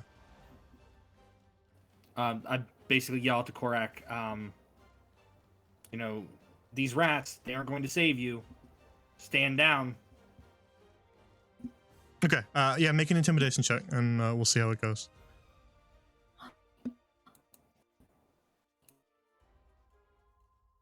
$19. All right. So that actually kind of gets him to spin a little bit. He's looking around, using his blind sight to locate Adam. He's realizing that some of his rats are dead now as he focuses a little bit less on Glacy. But he doesn't actually say anything back, so you're unable to really determine what he might be thinking. That's fair. The goal was to just get his attention. Yeah, you definitely did that. And that'll end my turn. Very well. All right. Let's roll some rats. We'll do these two together as we do. That one's going to hit Adam, and that one's going to hit Crocodile. Adam will take Adam will take 5 piercing. Crocodile will take also 5 piercing. No. So I'm like no longer a crocodile. Yeah, so when you run out of crocodile hit points, any left over as you're removing them get passed on to Iris. So if you had 2 crocodile hit points left and you took 6 damage, then it would pass 4 on to Iris. Okay. And then you are transformed back. Okay. So. So how many hit points did I take? How much So damage did I you took 5. Okay, 5. I believe back. D&D Beyond will handle that for you if you just type the number in and subtract it. Yeah.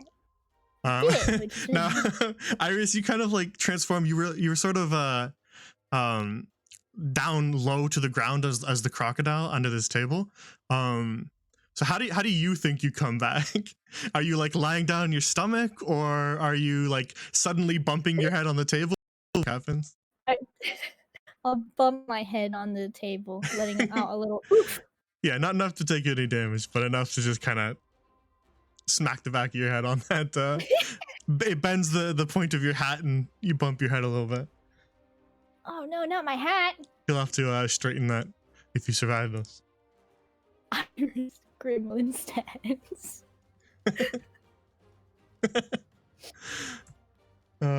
Okay, so those 2 rats are done, and that'll bring us to Glacy. So Glacy, Korak, at Adam's shouts, has kind of spun around and is surveying the battlefield now. What do you do? I could be smart and run away, but I'm not. Glacy is out for blood and wants to kill this thing and still tries to go for another grasp. Go for it. Though Yeah. you can tell that she's on her last leg and is just running on instinct. All right, go for it. Hit. Established dominance, 13. bite Korak back. True. 13. A 13. A 13 does hit. Yes. Grasp him.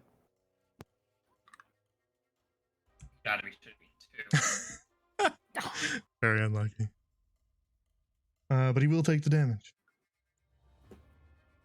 So you were switching that one to fire as well?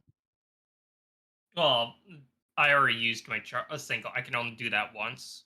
Oh, okay. I wasn't sure how many times you could do it, or if it was just like a thing that you could do. I Once forget if it had charges once or per not. long rest. Gotcha. Okay, Yeah. I'll remember that then. All right. So then this time he's shocked and it sends some minor electrical burns kind of on the back of his shoulder, but you don't manage to get a good hit in there and really zap him. I finished me, you asshole. But you did shock him.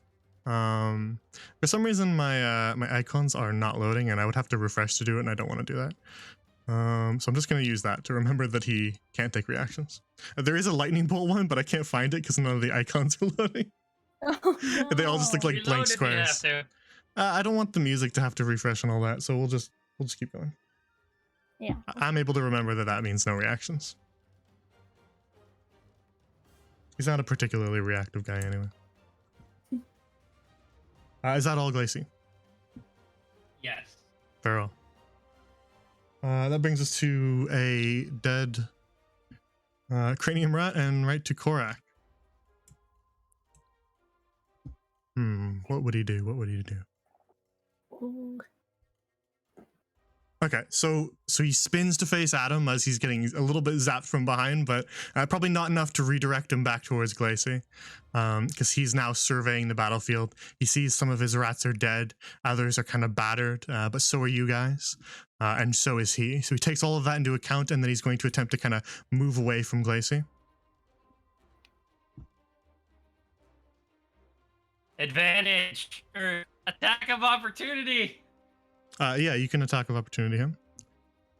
Can I do another shock Uh, or just punch him? I believe there's a feat that you need to be able to spell as AOP, I think, something like that. Then I'll go for a dagger attack. Forget the word. Farrell, go for it. Stab him. 13. 13 That does is a hit. So as he turns around, you stab into his shoulder as he attempts to flee away from you. Roll your damage. Max damage with a 6. Pretty good. Ooh. All right, so you open up a pretty good gash on his back, and it spurts this this kind of strange inky blood across the stones as he steps away from you. But he's going to continue to kind of move as he steps away from the group. And then he's going to...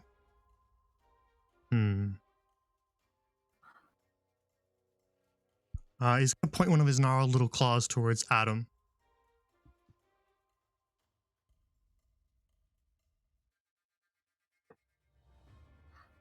And he's going to mind sliver you. So, int save. Intelligence save? Yeah. That's my worst one. Uh-oh.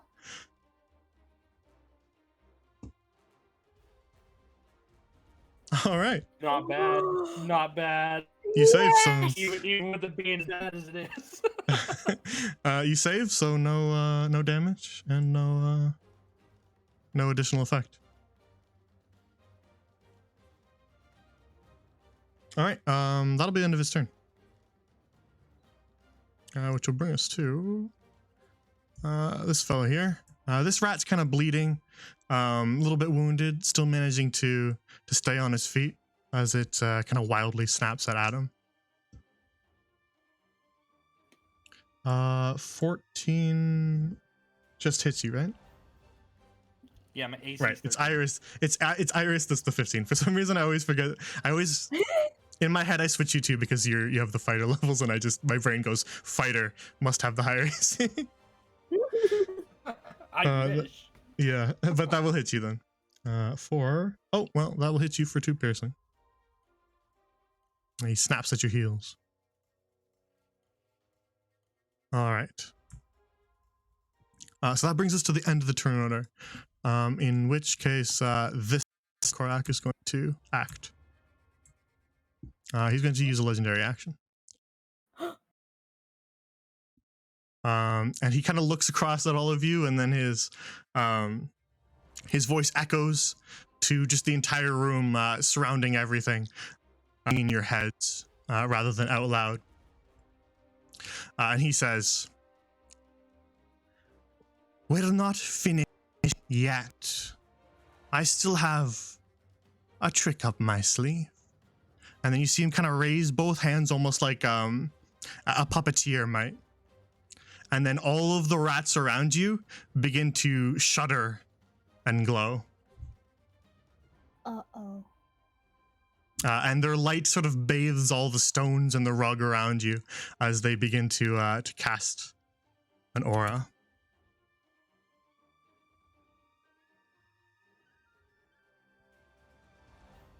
Explosions!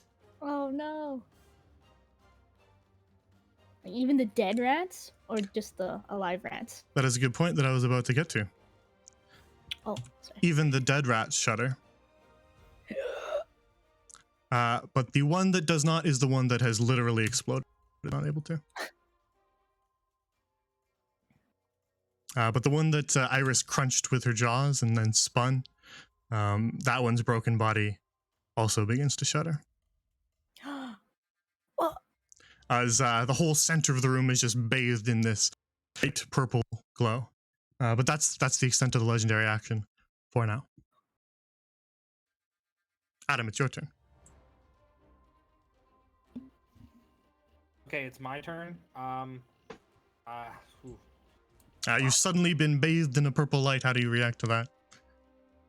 I don't like it. For one. Fair enough. This is strange. It's different. It's not fun. I'm going to. Is there a way that I can run down to Iris and grab her and throw her out of the light?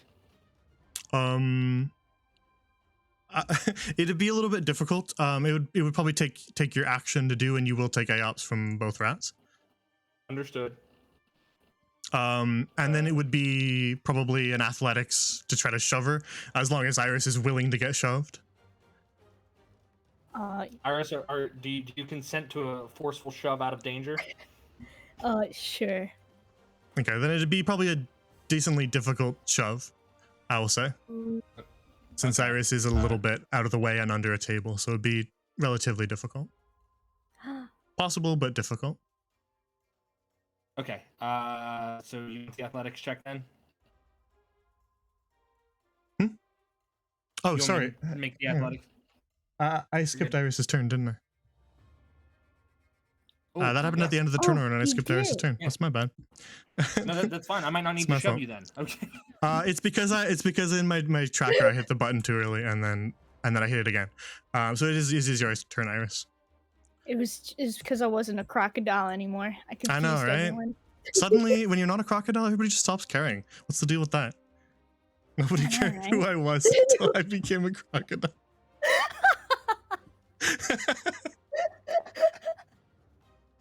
But it is your turn, Iris. What would you like to do? As you were bathed in the purple light, how do you react to it?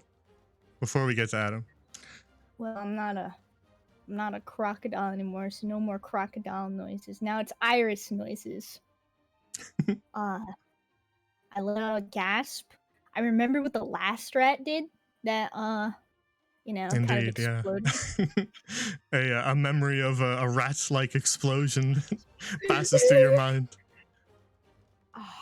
But if I run, this other rat's gonna get me. But I don't think it'll be that bad. I think a rat blowing up is gonna be a lot worse. Honestly. It's a fair assumption. You've Two been rats, exposed. two You've been rats. you've been exposed to both. You've seen some rat explosions and felt a rat explosion, and felt some rat bites. So you're probably a fair assumption that two rats exploding would hurt a little bit more than a rat biting you. All right, so I will turn to Adam and I'll shout, "Run!" Right? Because we gotta get the heck out of there. And but Adam is surrounded by rats. I'll be fine. I'll be fine. Get out of the explosion area. Okay. All right, I'm gonna. Oh man, I'm not a crocodile. How far can I move? 30 feet. You have your normal feet back. You're still under the table, but you're sort of sitting down rather than lying down. So I'd say that it's not that hard to get up. I won't make you use half your movement. Okay. I'm thinking.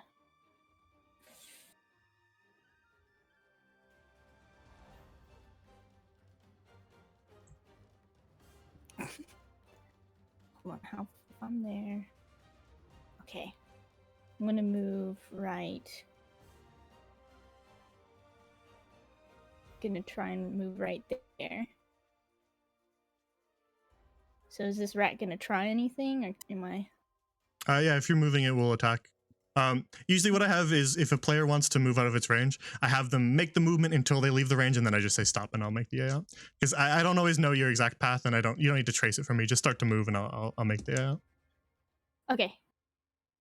So All I'm right. gonna stop moving. Yeah, this rat bites at you and it manages to get your your heel as you run. Okay, how much damage do I take? It is going to deal 5 piercing as you run.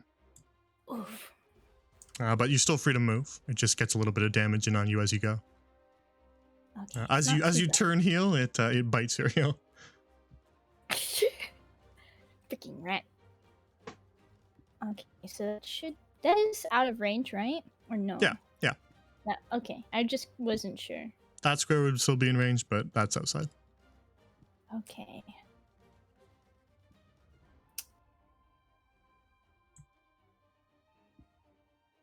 Anything else? Yeah, I'm looking to see. Fair enough. Yeah, you can take your time. Okay. Ooh, that's a bonus action. Oh heck yeah! Okay. I'm going to. Wait, how? What's its range? Where did it just go? 60. Oh heck yeah! Okay, for my bonus action. Oh, does it matter which order it is? Action and bonus action? No. Anything that you Okay. have as a resource on your turn can be used in any order, including movement. Movement can be split. Everything can be. So you can bonus action, then action. You can action, then bonus Nice, action. You okay. can So do whatever you want. okay, so for my bonus action, I would like to cast Healing Word on Glacy. Very well. Because I see that Glacy's all messed up. Okay. How do I roll a healing again? Do I- So your healing words don't need to be rolled to see if they hit. They just automatically hit. Healing word is of course your ranged one and your bonus action one. So you would just roll the heal. The only thing that you would need to determine in regard to your healing when you're going to roll it is whether or not you want to upcast it. This is a good opportunity to talk about that because I don't think we have yet. Oh? What's So that? you might notice in your spell list that you have both first level and second level spells, right? Yeah. So, but what you might have also noticed is that in your second level spells, you have a bunch of ones with the little blue first above them, right? Yeah. That means that those are then- technically first level spells, but that they can be cast at a second level if you wanted to. Ooh, yeah. And what that okay. does is it empowers that spell, but you of course use your more rare resource of a second level spell slot to empower a weaker spell to be stronger. So if you really need to get some healing done, then you would cast Healing Word at a second level instead of a first, right? And if you notice, when Healing Word is in your second level list there, it has 2d4 plus 3, right? But when it's in your first Yeah. level list, it has 1d4 plus 3. It's because it's being upcast and it is giving you extra, more bang for your buck, but you're burning that higher resource. I see. Okay. So any spell that appears with those little blue bubbles above them means that you can upcast them, is what it's called. Oh, cool. Okay. So you can do the I'd same for like- Guiding Bolt, you can do the same for Cure Wounds, and even Ice Knife. Just certain spells will have it. Yeah, as long as it has that little like first little icon on it, right? Yeah, as long as it has that little bubble. It might not always necessarily, it's usually first, but it might not always say first, but the blue bubble is what indicates it. It's just telling you what spell it originally was, right? It's telling you that it is technically a first level, but that you can upcast it to a second level. And actually, if you click on one of those spells, there's a little bit of extra reading you can do while it's not your turn, if you ever wanted to. When you click on the spell, it pops up in the side bubble. At the very bottom of that spell there, it says, at higher levels. Oh, yeah, I see it. So any spell that can do that will tell you there what exactly it does when you upcast it. Gotcha. So it's not just casting first level at second level. It can be first level spell at any level above that. So once you got third levels, they could be upcast still, right? So Ooh. weaker spells have the ability to be upcast and like kind of like rank the spell up as you go by burning higher resources to empower them Gotcha. further, so that they don't feel as useless as you get stronger, right? That's really useful, actually. So the That's really decision you cool. need to make now is if you want to upcast or just cast it normally. So do you want to do a little bit less healing or more healing is the choice that you make. Okay. I think I want to do a little more healing. Yeah. Okay. So I'd like to upcast Healing Word. Yeah, so you would just make sure to check off your second level spell slot instead of your first, and then down where you roll that dice, you just roll that in the second level part so that it rolls 2d4. Do I roll the dice that's in under effect, right? Yeah, because you don't need to with a healing spell, it just hits automatically, so you just roll to see how much you heal. Gotcha. Okay. Bam. All right, so you heal 8 hit points, and Glacy, you feel some of your wounds close up a little bit. You're feeling a little bit more healthy. I'm not done yet. Okay. And then, oh, that was my bonus action, right? Indeed. Oh, so I can do something else.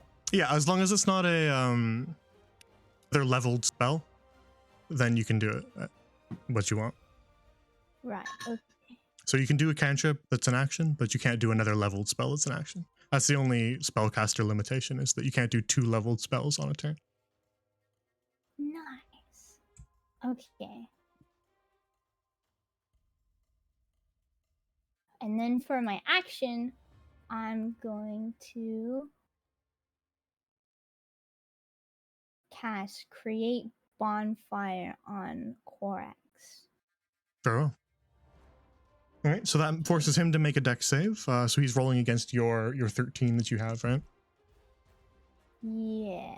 And we'll see if he manages to duck out of the way. He rolls a 5, so you can then roll that damage dice for your D8 as a little fire, a little campfire erupts under his wormy feet.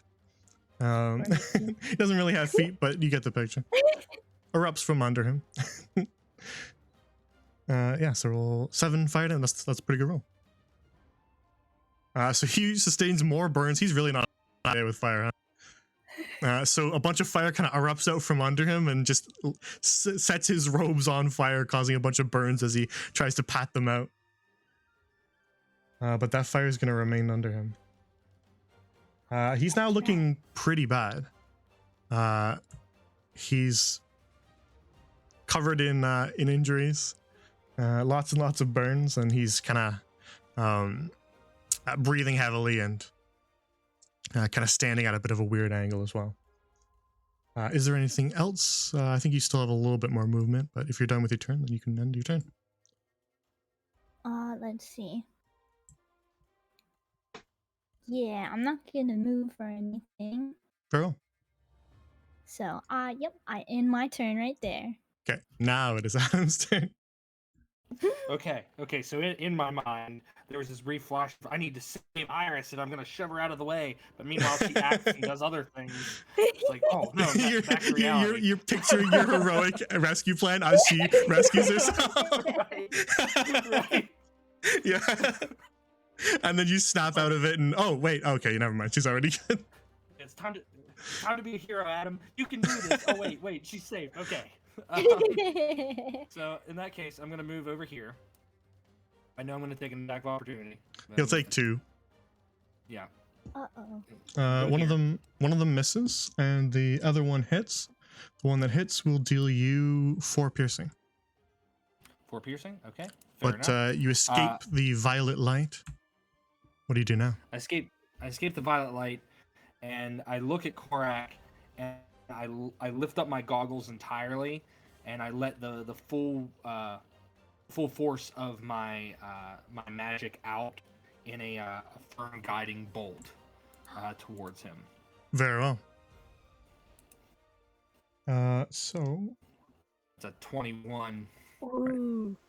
20. 46. Let's go. Nice. 17 points of damage. Ouch. Nice. All right.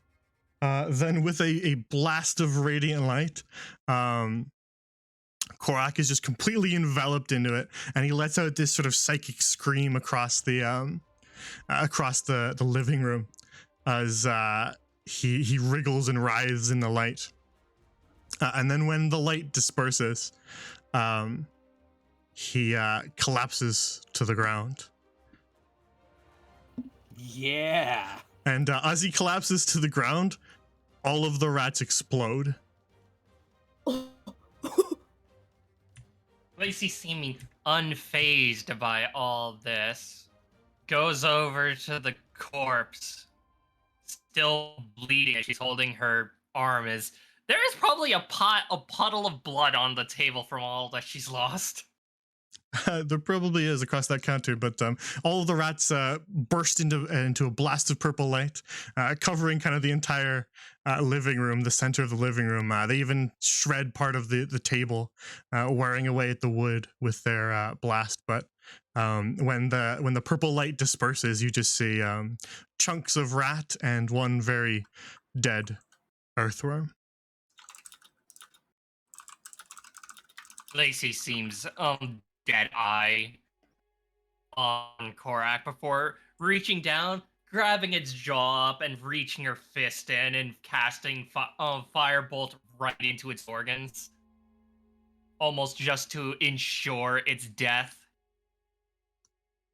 He is dead, and you make sure of that. But for the moment, the two of them just watch as Glacy just defiles the corpse with every bit of magic she has left. making sure that it's not even a corpse anymore, just a pile of burnt mulch. I wait till Glacey's done before I make my way over to her. I kind of like lean over to get within her peripheral to kind of get her attention, and I offer her my hand, and I say, "I'm sorry I didn't trust your instincts. I promise to do better next time." She gets up covered in a mix of her own blood and corpses. Don't have point knife ears for a reason. You should know better, knife ear brother of mine.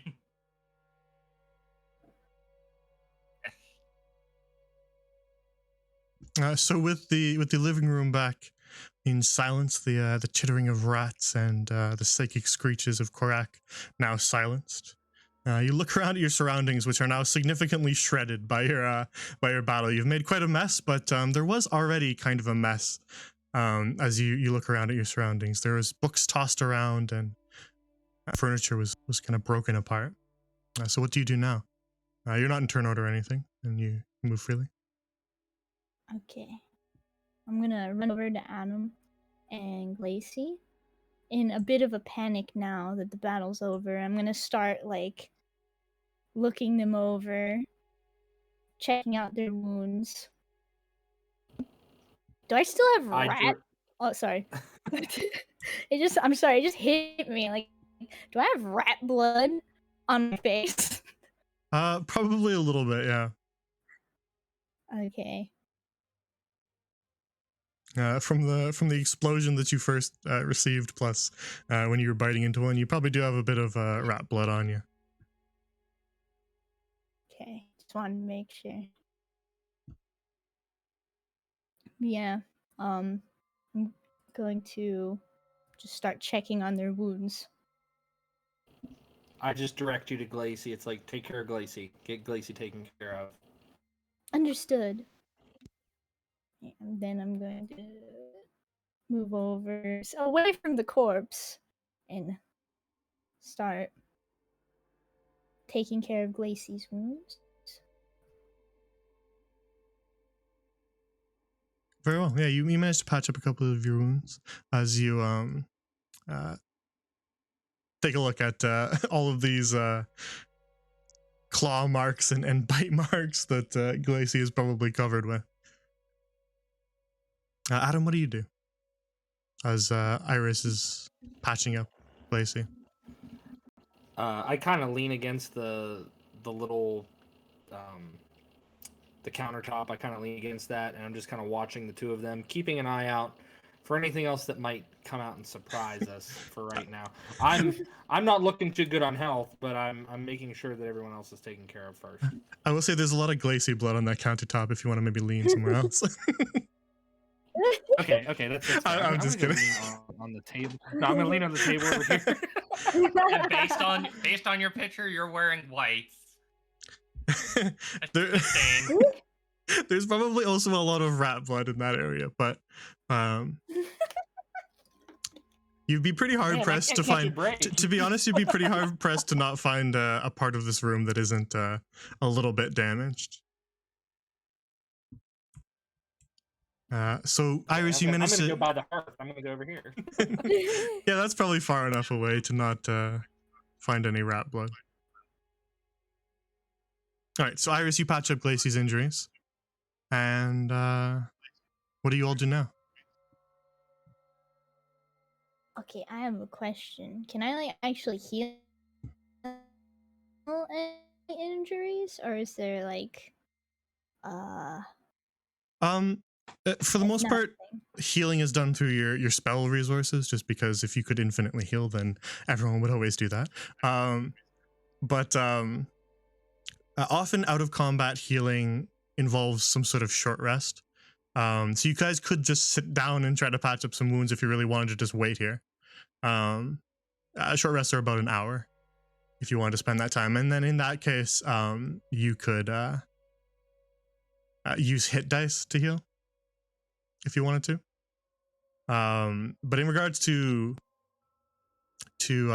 actual like hit point healing through like bandages and herbs and stuff like that, I typically do it that you can stop bleeding. So if someone was like dying, you could stabilize them if you were a healer, rather than Okay. actually giving them hit points back. You just sort of prevent any further harm through your bandages. Okay. I'll do that then. But other than that, you would need like potions or spells to actually like erase the damage. But you could disinfect, you could stop bleeding, you could splint. It Things does like have a healer's kit. things like that are typically what we do with that. Oh, that's true. I have a healer's kit. Oh yeah, forgot about that. See. Oh, it says it's just to stabilize a creature. Yeah, that's what I was talking about. Gotcha. Okay. All right. No, I'll just patch up Glacy for now. We gonna take the short rest? Oh, are we? I'm asking. Yeah, if you want. Do you other two want to take a short rest? I could benefit from a short rest. I could also benefit from a long rest because I get more healing stuff back. But a short rest would handle me just fine. And a I'm short, okay with taking a short rest. Yeah. a short rest it shall be. All right. Have we done a short rest yet? Mm-mm. No. Okay. Then for Iris's benefit, at the very top, you have a little short rest button. Oh. And that'll Nice. pop up a thing that gives you a little description of what it is. It's about an hour break. Sometimes we bend that a little bit, but it's about an hour. And it's just kind of spent sitting around, eating, patching up injuries, doing things like that. And then you also have the hit die. So at the bottom there, you can see your druid hit die. Mhm. And they're d8s for you, and then you get the +2 on them. And so when you take a short rest, you can choose to use as many of them as you want during that short rest, right? You can use all 4 if you are really badly wounded, but you don't have to. You choose as many as you want. But you don't get those back until you're long resting. So you have a limited amount of hit dice per day, basically. Okay. So they're like your resting heals. Gotcha. And to prevent you from like just taking a short rest constantly, that's why they have limited hit dice. Oh. And then That the makes check sense. the check boxes let you keep track.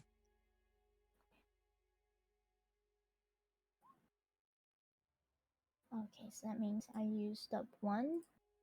Yeah, so you checked 1 off and you rested with your 1 hit dice. So you rolled a 6 on it, and now you can heal yourself for 6. It might have done it already, but I'm never quite sure what state D is in. There was a time when they didn't roll them at all for you. Oh, I don't know if it did. What happens if I click? You take might also not be wounded, so you might not have needed to use it at all. I forget what hit points you're at. I'm at 23 out of Well, 31. Then you probably didn't do it for you. Oh. Okay. Yeah, I had to manually add my hit points after I did the There you short go. rest. I know that it rolls you now, but I wasn't sure if it adds the hit points automatically or not. Because I know that the long rest automatically brings you back to full, but I don't think it does. So just manually add it. Okay. So I just manually add the 6 and Yeah. heal. Boop. Yeah. So that what hit dice represent is that time taken to patch stuff up. Gotcha. And spell slots don't restore. Oh yeah. That's also true. Yeah. So you guys Unless you're a warlock. Yeah. So you guys spend some time resting. Adam by the fire, and Iris, you help Glacy patch her injuries. And Lacey's probably like pale now, sitting on the ground, sort of Indian style, or cross-legged. Sorry. Sitting cross-legged and is probably like pale as fuck. She has lost so much blood, but the adrenaline was keeping her going, and she's just barely functioning.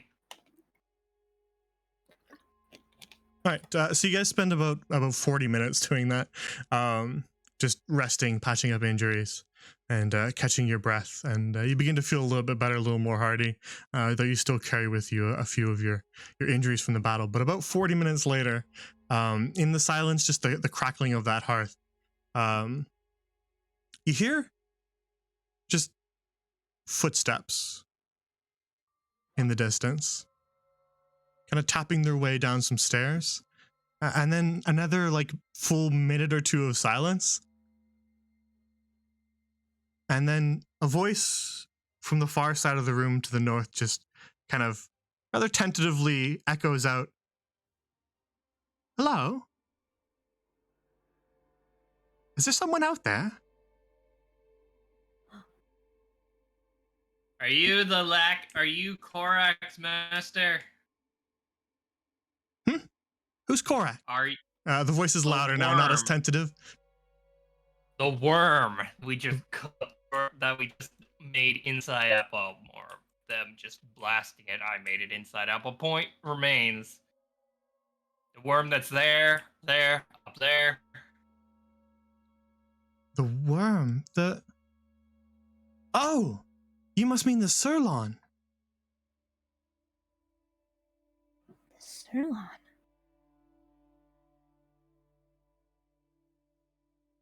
It's dead then, right? Yes. Very much so. And wait, Sirlon singular? What do you mean singular? When I looked out the window, I thought I saw more of them. You're saying there's only one there? God damn it. Gracie pushes herself up and looks to the front door. Now her eyes seeming fixated.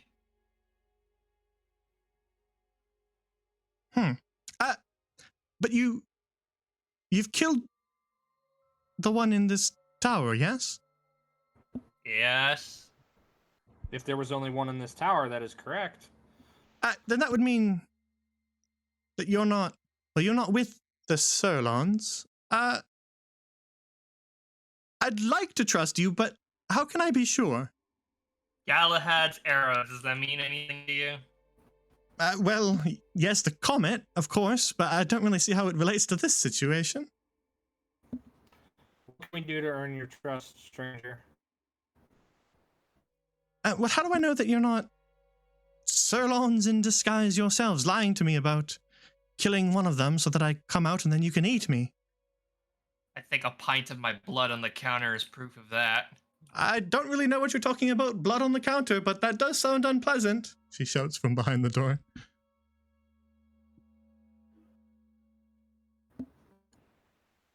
I from behind the door, you said? From behind this door, yes. Okay, I approach the door and I call out, "I'm unarmed," and I keep my hands at my sides. Yes, but I can't see you, can I? And I make my way towards the door. No, you can't. Then how am I supposed to believe you? But I also can't see you. I also can't see you. How do we know you're not a Sirlon also? Well, Can I make a persuasion check? yeah. Okay. She just sort of like trails off and just thinks for like a full minute. That is a good point. Yeah, with a 24, she's like, well. I make my way about yay far, hands at my sides. Well, I am getting a little hungry and I don't want to stay in this tower forever. All right, I'll risk it. And you hear several loud clicks as multiple locks are unlocked. And then a face peeks out of the door. She looks relatively young, maybe 20 or so. Clearly human, though her hair is a rather odd color. Dressed in scholar's robes and a little cap, all emblazoned with symbols of stars. She says, "Oh, well, you don't look like Sirlons." Lacey lifts her arm that Iris just finished bandaging it up and is probably bloodstained already. caked with blood. Red blood. Hope that helps. Yes, that's a little more convincing. She kind of inches her way out of the door. She's like inching her way along back to the wall around you guys, and I just just trying to look to the far slowly, side of the slowly room to see the follow. body. It does certainly look dead. What happened here? What's with all this blood, and is that fur? She's just looking across the cobblestones at the rat explosion. In the name of the cause did you do in here?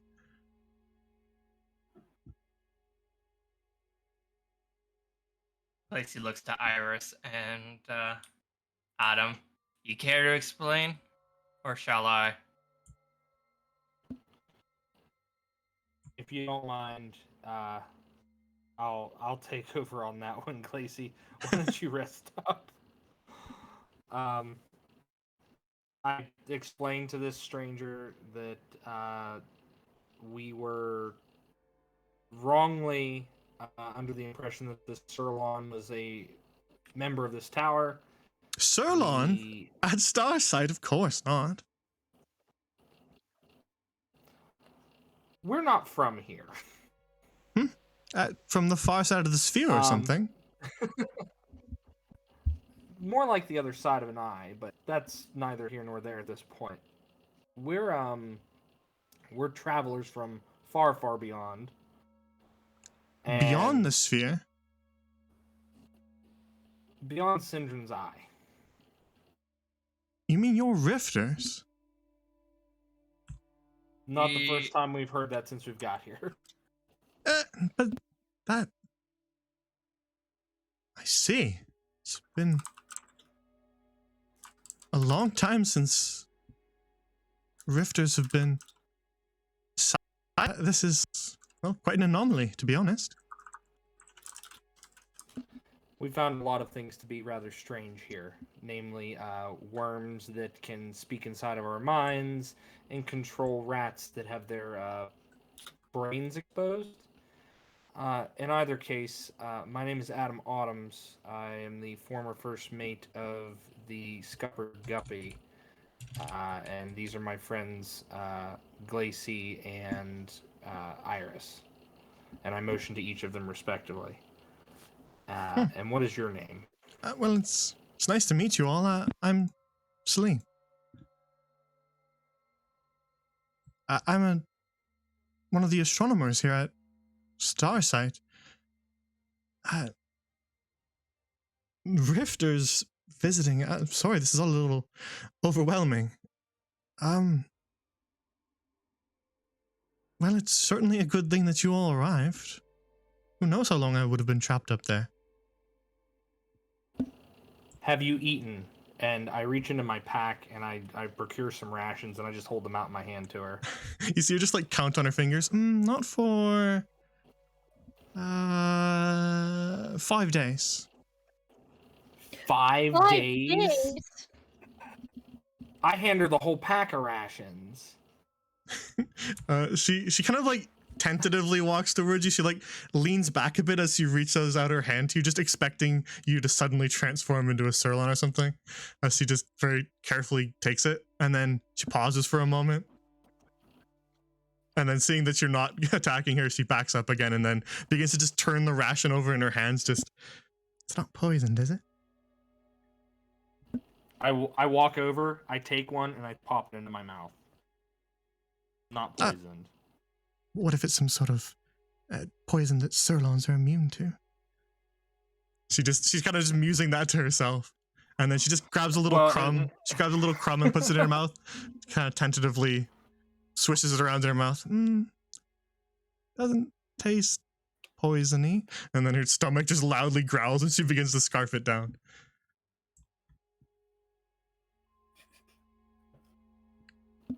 And then just kind of half through a full mouth, she just, so what are you all doing here anyway? We're looking for an astronomer, and I think we've found one. She swallows and then goes, yeah, I am an astronomer, so I suppose you're in the right place. Would you like to come upstairs? This... She just tiptoes around some rat chunks. This is all a little unpleasant. Howard. indeed. Lazy foot. I, Oh, go ahead. Go. no, go ahead, Glacy. Go ahead, Glacy. I already typed in chat what's wrong. What Glacy said. And Well, want if we're to gonna interrupt. if we're gonna go upstairs, I'll walk over to Iris and Glacy, and I will help shoulder Glacy to her feet, so that way she doesn't have to bear all that weight. Yeah, Celine kind of walks with you, but she tiptoes around the puddles of blood. Careful not to get the edges of her robe in them. Just this way. You can follow me upstairs. And she makes her way back over towards the heavy-looking door on the far side of the room. She may be small and innocent looking, but we should still be on our guard. And I'm sure they are on their guard just as much. I agree. Yes, I suppose after everything that we've been through. Hungry. Though So are you following her? Oh, sorry. Yeah, as we start to follow her, I'll say, although I'd like to give her the benefit of the doubt, she doesn't look like one of those worms, and I point at the corpse we're leaving behind.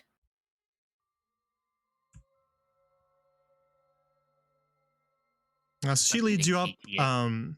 She leads you up a wooden staircase that kind of spirals around the outer wall of the tower, sort of still interior, but it just kind of has this long curve to it off to the right.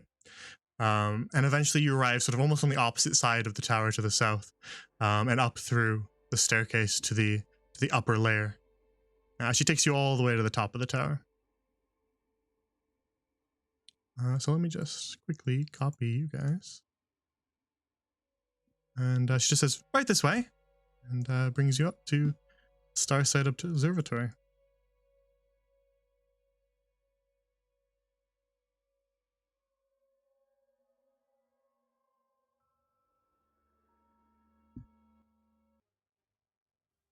All right.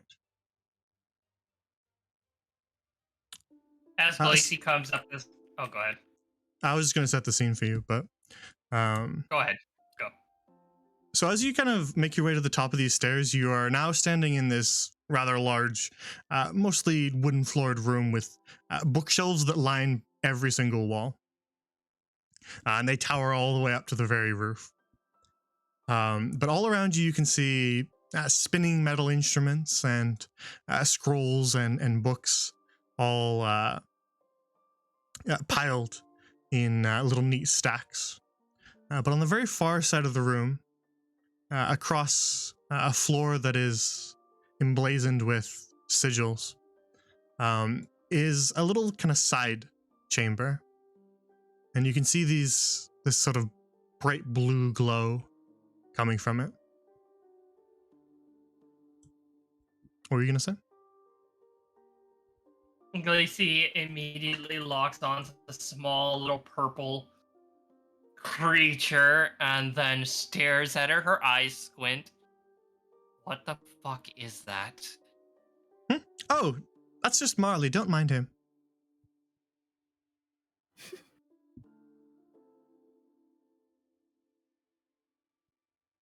Indeed, off to the one side of the room, you can see a tiny little purple octopus just kind of float its way through the air.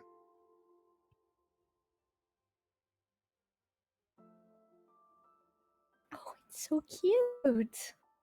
But she kind of ushers you up the stairs and says, come in, make yourselves at home.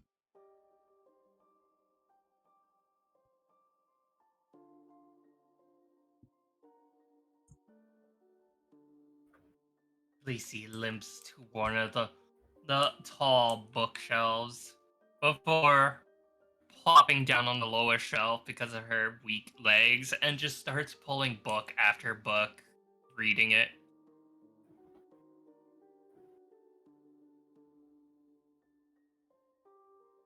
She All right. did say make yourself at home. Yeah, very well. Celine kind of turns back towards you as you guys make your way up out into the large archive, and she says, then, why exactly are you here? I thought I'd be stuck up here for quite some time. I wasn't expecting visitors.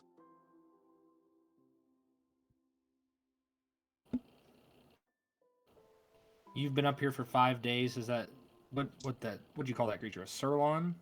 Again? Yes, well, I was looking out the observatory and I noticed in the distance a lamprey making its way towards Starsight, and so I hunkered down a little bit, and then I just made it down there in time to lock the door before I heard them on the other side. I thought that there was more than one. Perhaps the others left, though.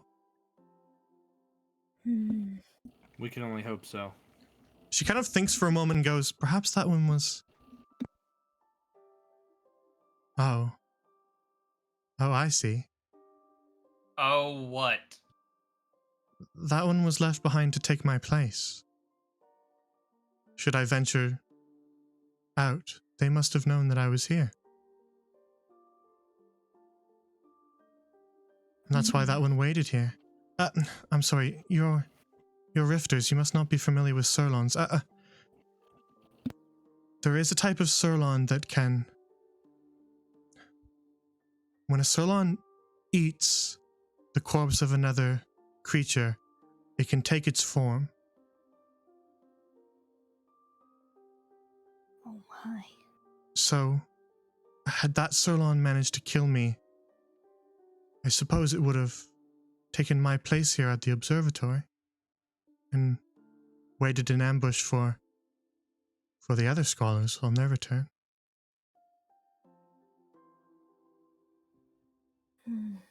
Lacey, look. Oh, go ahead. Oh, You go. Oh, sorry. Well, it's a good thing that you were able to hunker down and it wasn't able to get a hold of you. Yes, well, certainly. If I am grateful for your rescue, but, well, not many people visit the observatory. What's the purpose of your visit? We need help charting a course. We were told that you'd be able to assist us. Well, that certainly does fall under our expertise, but there should be all sorts of capable sailors who could chart you a course across the Sindrian sphere. Why do you need the Starsight scholars? Because we need to land on a comet. Sorry, Glacy. We need to find Galahad's arrow. Oh, yes, you did mention that. Well, it is possible. Though difficult. I could chart that course for you. We would be greatly indebted to you if you did. It might be our only way home.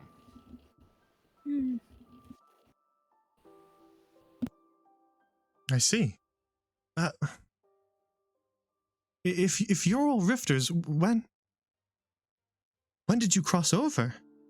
She kind of looks suddenly very, very curious. Her eyes are kind of alight with curiosity. Do we have a rough estimate of how much time has passed? Like, It's sort of within the week. It took you a couple days to get to Starsight, but other than that, okay. really recently.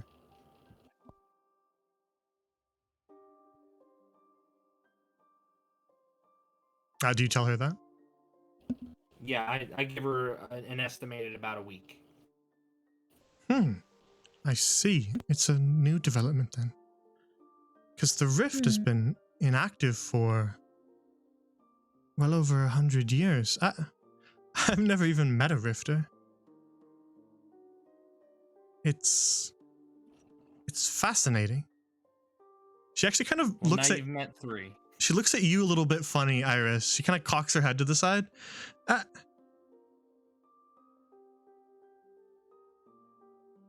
May I ask a question about you? Of me? Yes, I don't want to pry. Would it be all right?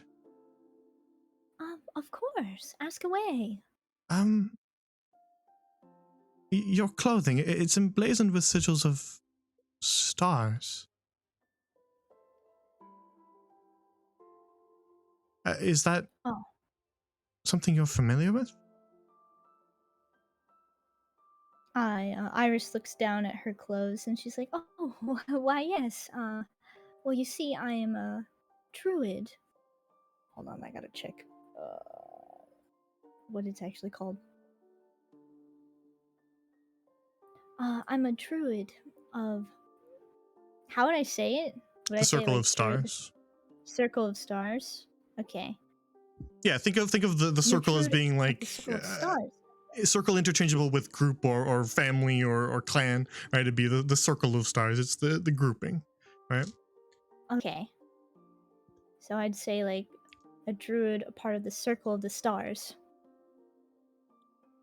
She cocks her head off in the other direction. I see. I've never met anyone who describes themselves as such, but I have heard whispers in Lady Calatrix's writing about starseers. I've never met anyone like you. I imagine traveling through a rift, the stars must look entirely different to you, no? I nod my head. It's true. The stars are. They're different now. It has been a bit of an experience. I say, uncertain. A And bit of a bit of a jarring experience, I will say. in Master Calatrix's writing, she wrote that starseers like yourself, they gain their power through constellations, correct? Mm-hmm. But wouldn't the constellations be entirely different here? Have you experienced any lapse in your power? I like freeze a little. It didn't even hit me that that could be a possibility. You consider it, but And you have not. oh, yeah, that's true. I am being able to use my powers just fine, right? Yeah, I haven't I tried. don't know that you've necessarily tried your specific starry forms, but you haven't felt any different. Yeah. I think the only thing I used Starry Form before we came to the Rift, but I haven't used Starry Form ever Yeah. since. Yeah. The only thing I've turned into was a crocodile. But yeah, so I'm recalling and thinking about it, and I look at it and I'm like, I don't think so. I think everything has been normal. I see. That's very odd. Will have probably at least 1,000 more questions for you, but I can get started on charting your course for you first. It will take some time though. Well, at least That's fine. At least 2 or 3 hours, I suppose. I see. That should be fine. I look at Adam and Glacy. What should we do in the meantime? Place is still on the floor. I'm kind of looking still a little on the weaker side. I still need to get some blood back. You should probably go to that garden outside and start cooking something up. The gardens outside have moon melons if you want to eat some. You're welcome after all you've done to help me. You can help yourselves. Moon melons. Fascinating. And well, Glacy, there are plenty of books for you to read, so I'll go down and I'll get some moon melons for everybody and bring them up. I will be lost in the sea of ink. I would like to. Oh, sorry. I would She like looks. to She looks to. accompany Adam. She looks to, well, to anyone going back downstairs, she looks towards you and says, there should be, well, plates and bowls and stuff under the counter in the living room. They should be relatively unbloodied if they were tucked away properly. And there should be a knife, and then, well, there should also be a little hammer and chisel for the Moon Man.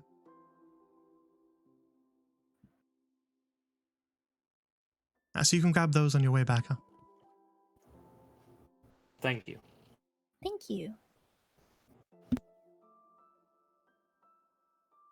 I'll get started, and then when you join me, I'll show you what I'm charting. And she begins to kind of rifle around in her desk as she leaves you to your business. Lacey just sort of still stacking books that she completes, and it has been about like them. 1 minute, so I don't know, maybe you wouldn't have completed one yet, but I mean, if she's got a photographic memory, she could probably go through 1 or 2 books quickly. okay. Then Adam and Iris, you guys make your way back downstairs? Yes. Yeah. Cool.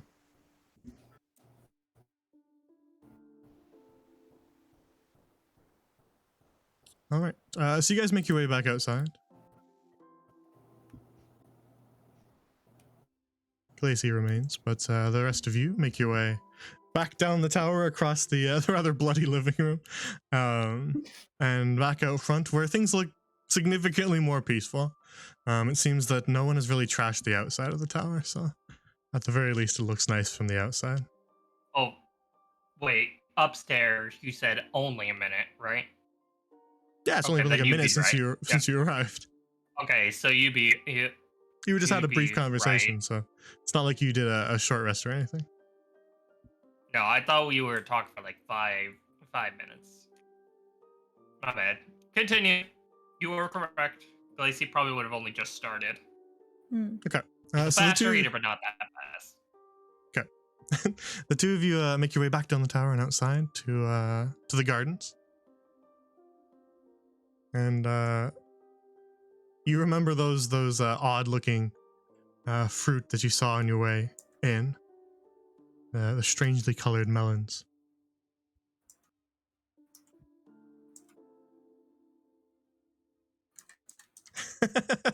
You guys are so polite. You could have just walked through the bushes.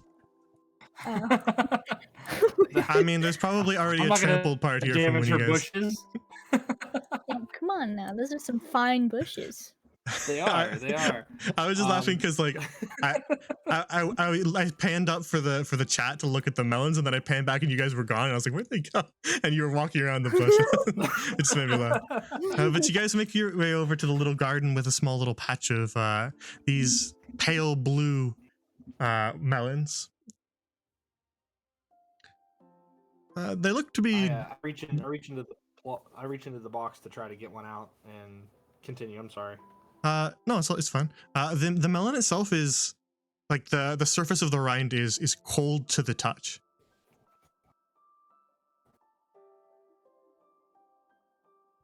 Okay, like damaging cold or just Not like chill? not damaging, but it feels almost like you just touched imagine if you left like a stone in the freezer for like a day. It would feel like that. So if you left your hand on there, it might start to hurt, Okay. but not enough to just hurt you from the touch.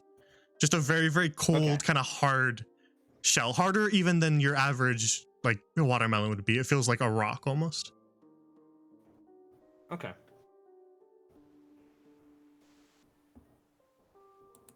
Okay. Iris is kind of watching him, right? No, does she notice that they're like different than melons she's seen? Oh, yeah, they would be absolutely different. Okay, so she's fascinated. So you managed to kind of cut the vine off of one of them and pluck it. It is very cold, so it's a little bit hard to hold, and they're actually decently heavy as well. Okay. I take off my vest take off my vest and I'm gonna wrap it. I'm gonna wrap one in my vest so that way it's not like frigid cold on my hands. Yeah, that would certainly help. They're about the size of like a beach ball, so they're pretty big, bigger than your average watermelon. Is it cold? I'm gonna ask Adam. It's very cold. I hold it down so that way Iris can touch the melon. Iris like reaches out, puts her hand on it, and then like flinches for a second, taken aback by the cold melon. Fascinating, she says, and then she like taps it. Yeah, you tap it a little bit, and it feels like you touched hollow stone, as if there's just a thin layer of something hard, and then almost a hollow space in the center. Absolutely fascinating. Is there something on your mind, Iris? Is there something on your mind? Oh, I'm just fascinated. There are not anything I've seen before. Especially not in my garden back home.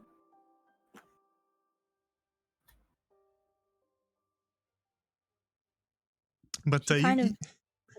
you can go ahead if you wanted to say something. She like looks at the little garden of melons, looking a little sad when she said or mentioned her garden from home. I pass the melon that's wrapped in my vest over to Iris, and I tell her that you'll get to see your garden again soon. She smiles up at him and says, "Thank you, Adam. I know I will." The two of you carry the melon back up the steps, all the way around the bushes, and then back up the steps toward into the living quarters. I was gonna grab a second melon if she's able to carry the one. I don't know if Iris can carry the one. It's a bit heavy, but enough that I could manage it for sure. Okay, so she's carrying the covered one. I carry the uncovered one, and I'm just like trying to put my hands in my sleeves.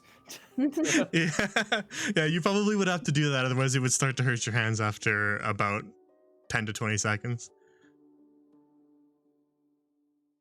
But the two of you managed to carry the melons back into the living quarters, and as Celine mentioned, there are indeed dishes and a knife, as well as a hammer and chisel, as she described, under the bloody counter of the kitchen.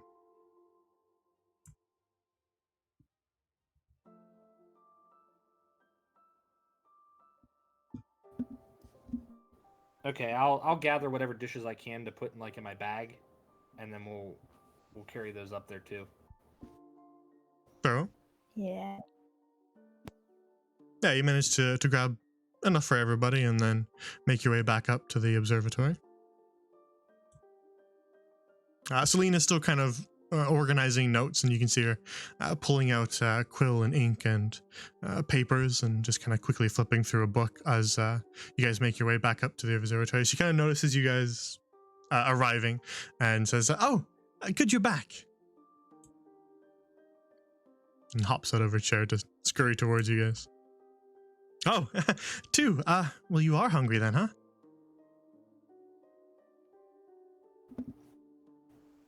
You're the one who hasn't eaten for 5 days, but it should be enough for the rest of us. All right. Well, I suppose you've never had a moon melon before then, huh? No, this would be our first time. Well, the surface of it is, well, you probably already realized, cold and hard like stone. So you do need to... She makes like a little hammer and chisel motion with her hands. You do need to crack it open. Crack it open, you say? Fascinating. Yes, I'm afraid you won't have much luck just with the knife on its own. Alright, Iris looks around for like a spot to crack open this melon. She clears off one of the tables for you. so that you Oh, can thank you. make do. She goes through the motions of kind of showing you the right spot. She places the chisel right near where the vine connected to the melon, and she says, "Just give it a good whack right there."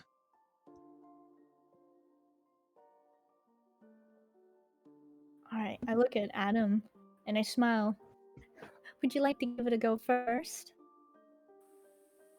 You want me to whack the melon? I guess I'm whacking the melon. Give me a sleight of hand, unless you have any sort of expertise with any of these tools, which I don't know that you do. I don't think that I do, unless it's No. anything like a belaying pin. I doubt it. No. All right. Then yeah, give me a sleight of hand to see how well you crack this melon open. That's a 9. All right. You crack the melon open and it does split, but it splits in these sort of very uneven chunks as it sort of falls apart on its own after you hit it decently hard. Once you crack through that outer shell, the actual melon itself just almost crumbles into pieces, though those pieces are a little bit oddly shaped and kind of are more chunks than melon slices. And Celine just says, "Not bad for your first attempt, I suppose. Here, should I handle the other one, or did you want to try it, Iris?" Iris looks at her, excited. Oh, I would love to give it a go. Very well, then, just the same as Adam did, just smack the bit that the vine connected to. Alright, so I have to roll a sleight of hand for this? Yep. Or. Yeah, Yep. unless you have like sculptor's tools experience. I don't think so, no. No, alright. Let's go. All right, then yours goes much better. As you kind of give one deft tap, the hammer and chisel, there's a bit of a cracking noise, and then your melon splits like neatly down all the sides into perfect little slices, as it just sort of falls apart onto the plate. And Celine just gives you a little, "Very well done, very good," as she claps her hands. Iris's ears are wiggling excitedly. I look at my mangled melon, and I reach in and I take a little piece, and I just eat some of my own, my messed up melon. So the inside of the melon, the outside was a pale blue. The inside is a very dark blue, this sort of midnight color. And the little seeds of the melon are almost like little crystals. They look like stars spread throughout that midnight flesh of the melon itself. But as you take some and eat it, it is also very cold, Adam. And the consistency of the interior of the melon as you bite into it is more reminiscent of like shaved ice than actual melon. It's very delicate and it almost melts in your mouth. Okay, all right. Brain freeze? Because I took a big. Do you want to make a brain freeze I check? took a big bite. Yeah. Yeah, you can make a con save to see if you get brain freeze. We'll say you have to beat a 12 to not get brain freeze. Hey, 13. It's All right, so- kind of there. But... Yeah, it's a little bit. Your teeth are sensitive and it gets you a little bit, but you don't actually get brain freeze. Ooh, how is it, Adam? It's cold. It's very cold. It's cold in my mouth. As for the actual taste, it's a lot sweeter than a watermelon would be. It has almost like a candy-like taste. But it's really sweet. It's really sweet. You should try some. And then I take a smaller bite so I don't like submit myself to another brain freeze or a near brain freeze. But I take smaller bites. All right, Iris is going to try some of Adam's crumble melon. Yeah, you have the same experience with it, Iris. So you can make a brain freeze if you want to take a big bite, but you don't have to. She wants to take a big bite. Go for it. Make a con Alright. save. No, don't take a big bite. Don't take. I try to warn her with a big mouthful. So it's a Constitution save. Yeah, Constitution save.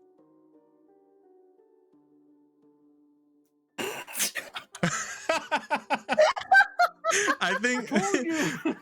I think you have to take like 2 points of cold damage for getting a nat 1 on that one. Oh no! You take you just completely fill your mouth, like your cheeks are kind of puffed out with this shaved ice, and it's just it takes a second to get there, but when it hits you, it just gives you this super strong headache, and you have to like pause and rub your head a little bit. Ooh, she has a scrunched up face. I'm gonna take 2 from that. Yeah, 2 cold damage. It's not enough to actually hurt you, I'm really but trying not to laugh at Iris after I've warned her. I warned. oh yeah, careful. Everything in moderation, yes. Celine says. She gets a little plate and offers one of the neater slices. Glacy, would you like some? Lacey had looked at the other two before taking the plate and hovering her hand over to heat it up before taking a bite. Before she then winced out of pain because she really didn't have the mana to really spend on warming food up. Ow. Before biting into it and looking to the other two. Don't mind me just watching while I'm getting... How much blood did I lose? Probably a lot, but A pint? you did get healed up a decent amount. So you shouldn't feel that bad.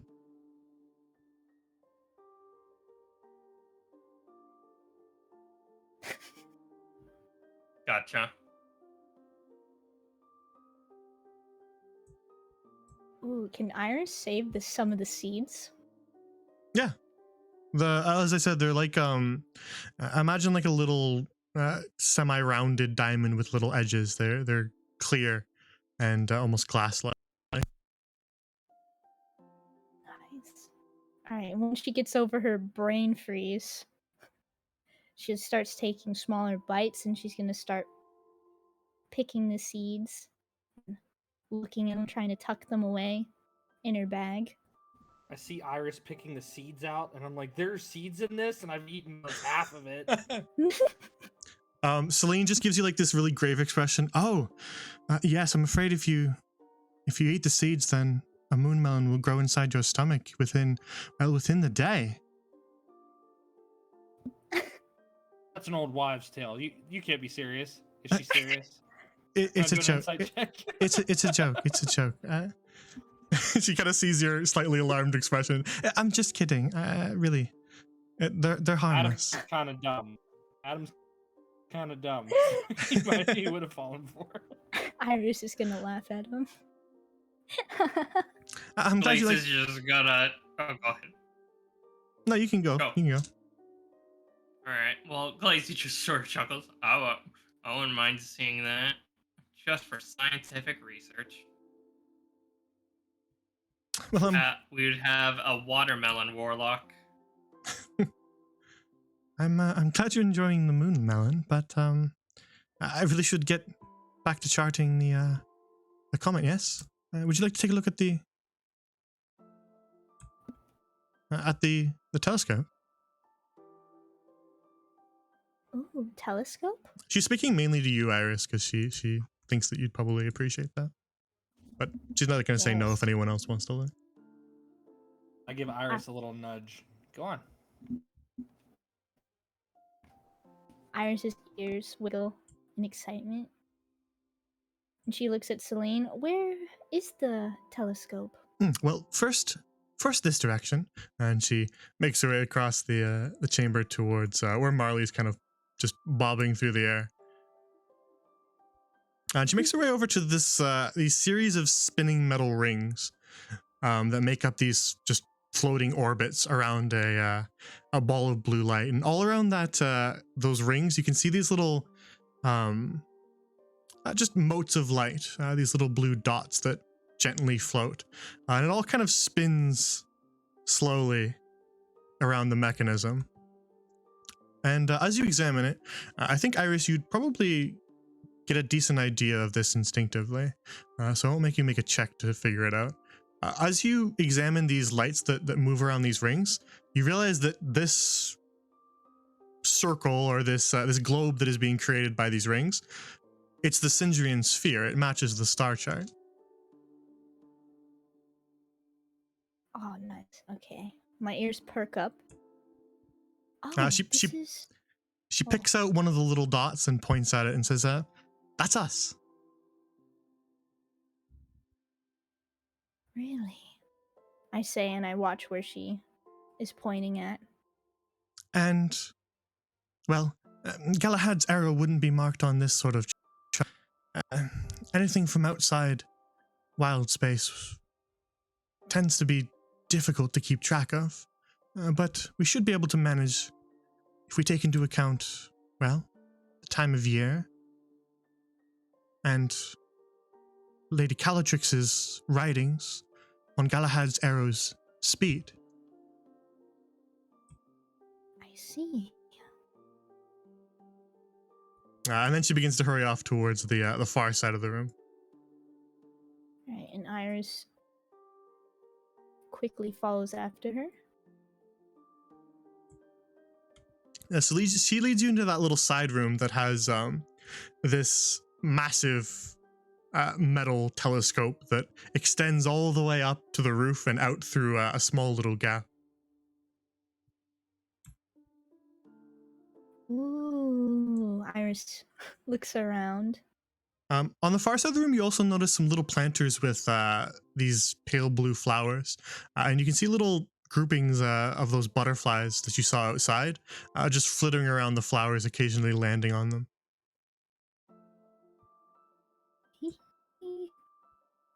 You've noticed the starflowers, yes?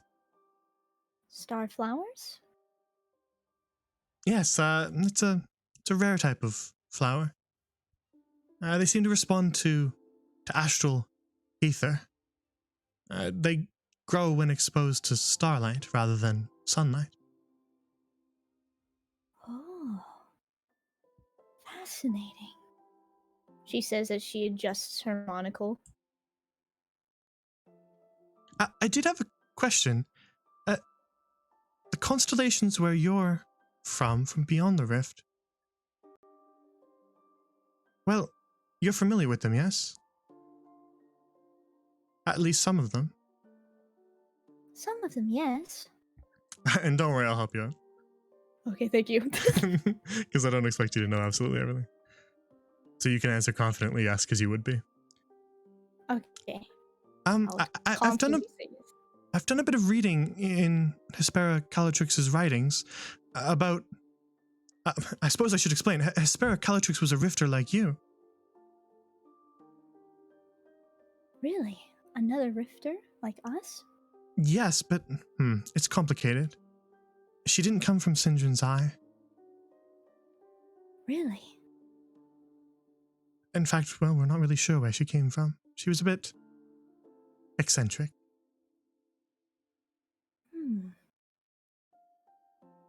But she did lots and lots of writing. She continued Galahad Rowe's research into the stars. Mm-hmm.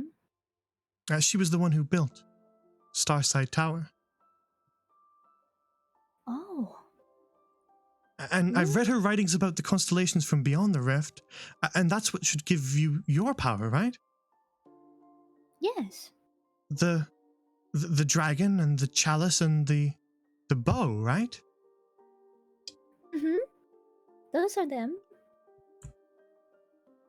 She makes her way over to a book and then quickly brings it over to you. This is them, right? She flips through the pages and shows you several rather ornate-looking drawings of constellations, which I'll show you. Ooh. Did that pop up for you? Yeah, that popped up. So yeah, you would be familiar with this one. You would be familiar with Celestine's bow, as it would be one of the ones that you would look to when you are changing your starry form. Mm-hmm. When I see this my ears perk up, and I'm like, oh yes, that's Celestine's bow. And then she flips the page. What about this one? Oh, and this is Hestia's chalice. And the last one. And she flips the page once more.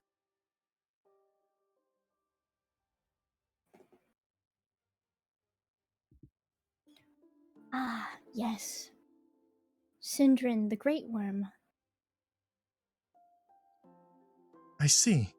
But, well, I apologize for me marveling at you, but I'm confused as to how a starseer like yourself would retain their power when the constellations are that different. If you would forgive me a little bit of a brief distraction before I chart Galahad Zero, there's something burning at me. Oh? What is it? Beyond the rift, I imagine you study the stars as well, right? Mm-hmm. She points It's at the true. chair and the little stool and she says, please sit. Okay. And she begins to fiddle around with a bunch of knobs and the telescope begins to shift and move. Are you familiar with this constellation? And she shows you a series of stars.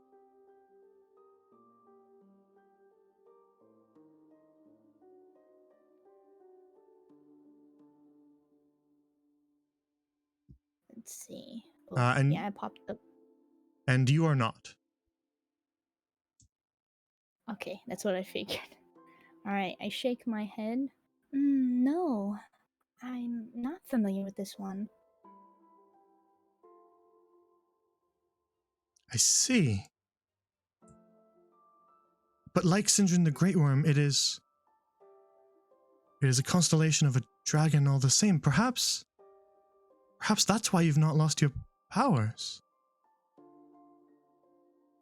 Perhaps rather than the light of Sinjin the Great Worm, you're standing under the light of the Star Diver.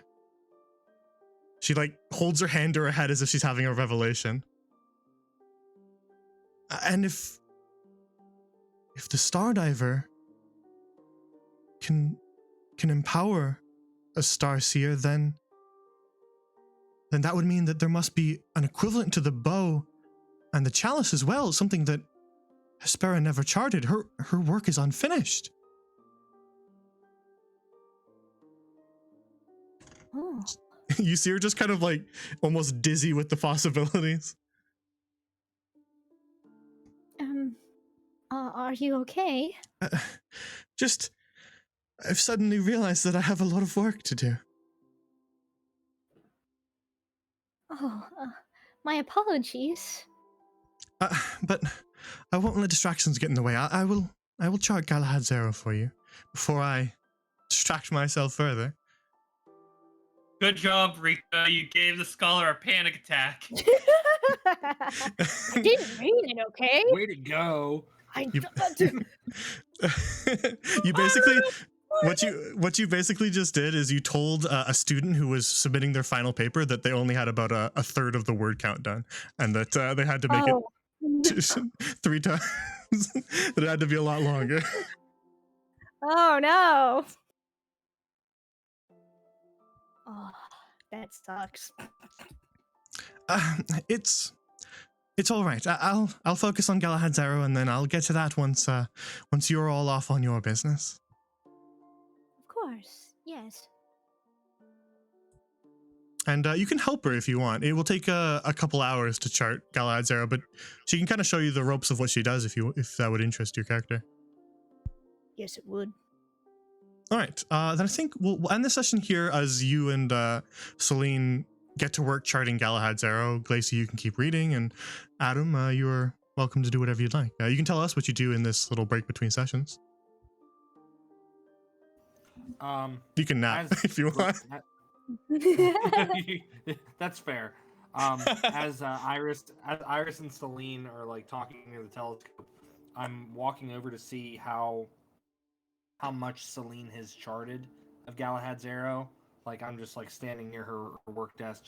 I'm not like picking it up and looking at it. I'm just kind of like standing near the desk, staring down at it, just to see like, is this possible? She said it's possible, but a lot of people are saying that it's impossible. I'm trying to gauge where we stand.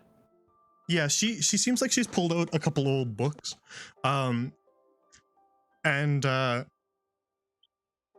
ink looks rather old. And judging by her age, the book probably even predates her. And so as you just kind of examine what she was leaving open, she has some old notes on Galahad's Arrow that list off sightings of it, as well as a couple little research notes about samples that were once taken many years ago from the comet itself. The notes seem to say that the arrow posits of anchorite at the very least, though the researcher seems to speculate that there might be more than just anchorite on the arrow. But the conclusions of those notes that you read during that time seem to determine that Galahad's Arrow is not just a piece of rock hurtling through the sphere, it is surging with arcane potential. Ooh. Okay. Yeah, so you spend some time just kind of glancing at the notes that she had open as Celine and Iris get to work. Glacy, are you just going to read for that time?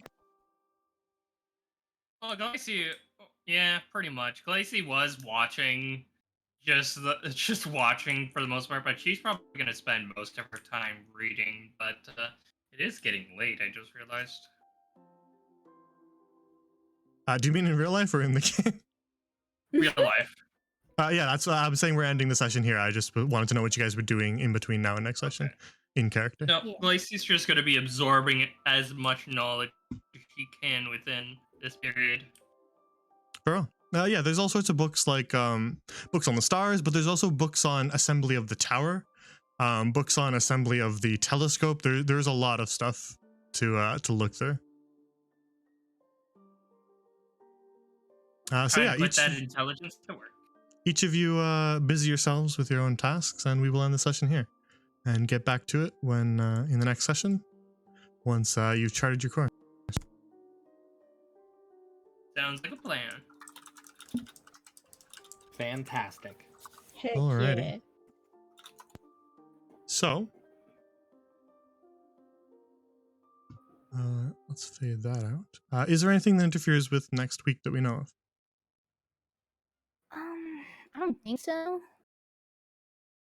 I think I should be okay. I'll let you know if anything Yeah. changes. If anything changes, let me know. Does anybody else have anything that they know of? I'm still good. I'm still good to play. So All right. You guys Glacy? should still be good. Hmm. I Okay. will keep you posted depending on how, and I say this because of medication and stuff, how Yeah. medically high I am. Fair enough. Yeah. Don't be afraid to cancel it if you are on the fence. Don't try to push yourself if you don't have to. So don't feel bad about canceling. We would all understand. So we'll pencil in as a tentative yes. If anything changes, let me know. So that'll be next Monday, also at 7 p.m. Eastern. As for coming up on the channel, hopefully Wednesday we'll be back at Caesar. It was a last minute cancellation last time, so I apologize for that, but hopefully we'll be back to the jungles of Eastern Zolgaron so we can fight some velociraptors. What? Like you guys, they ended right at the start of a combat encounter, so when they return, they're going to be facing off against a bunch of velociraptors. They got clever girled. They got tricked. Oh boy. So yeah, and then on Fridays is our Dreamwalker. They're making their way through the dreamscape of a young girl who's being possessed by a demon in order to, like Inception, make their way through the layers of the dream in order to find where that demon is hiding and excise it from within. Ooh. So they're into the second layer now, which seems to be a a rather strange swamp populated by woodland creatures, anthropomorphic woodland creatures. And so if you want to watch more of their exploits, then tune in on Fridays. I'll let you guys head out, but before you do, tell everyone where you can find where they can find you guys. We'll start with Glacy. Same as last time. You can find me on Twitch, YouTube, and Twitter, Twitch, and YouTube, all at Sorceress Glacy. Pretty straightforward and ubiquitous for me. Very well. But otherwise, Next, that's all. Yoshin. Hello again, everybody. You can find me here at Twitch at twitch.tv/JotunRedWolf or on Twitter at JotunRedWolfCH. Very good. And last but not least, Rika. Sup, guys? You can find me on Twitch. Rika35 on Twitch. Twitter, it is going to be Rika35. It does art.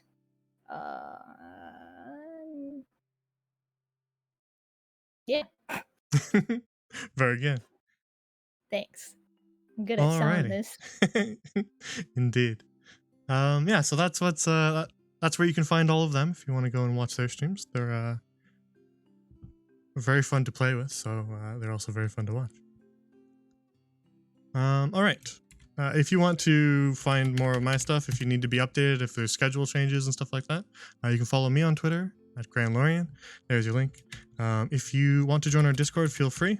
There's lots of really good art and questionably good shitposts, and channels for all the different campaigns and stuff. So feel free to join it if you'd like.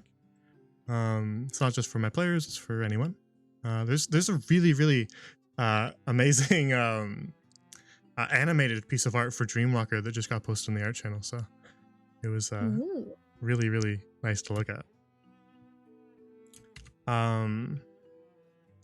If you ever miss a session and want to get caught up, check out the archive. I move all the VODs here over there so that they don't get deleted after Twitch decides to just make them go poof. So if you can't find it here and you want to go get caught up on this campaign, one of the other campaigns, or one that's already ended, that's where you can do it. Just go find the YouTube channel at that link, or it's just GrandLorian on YouTube.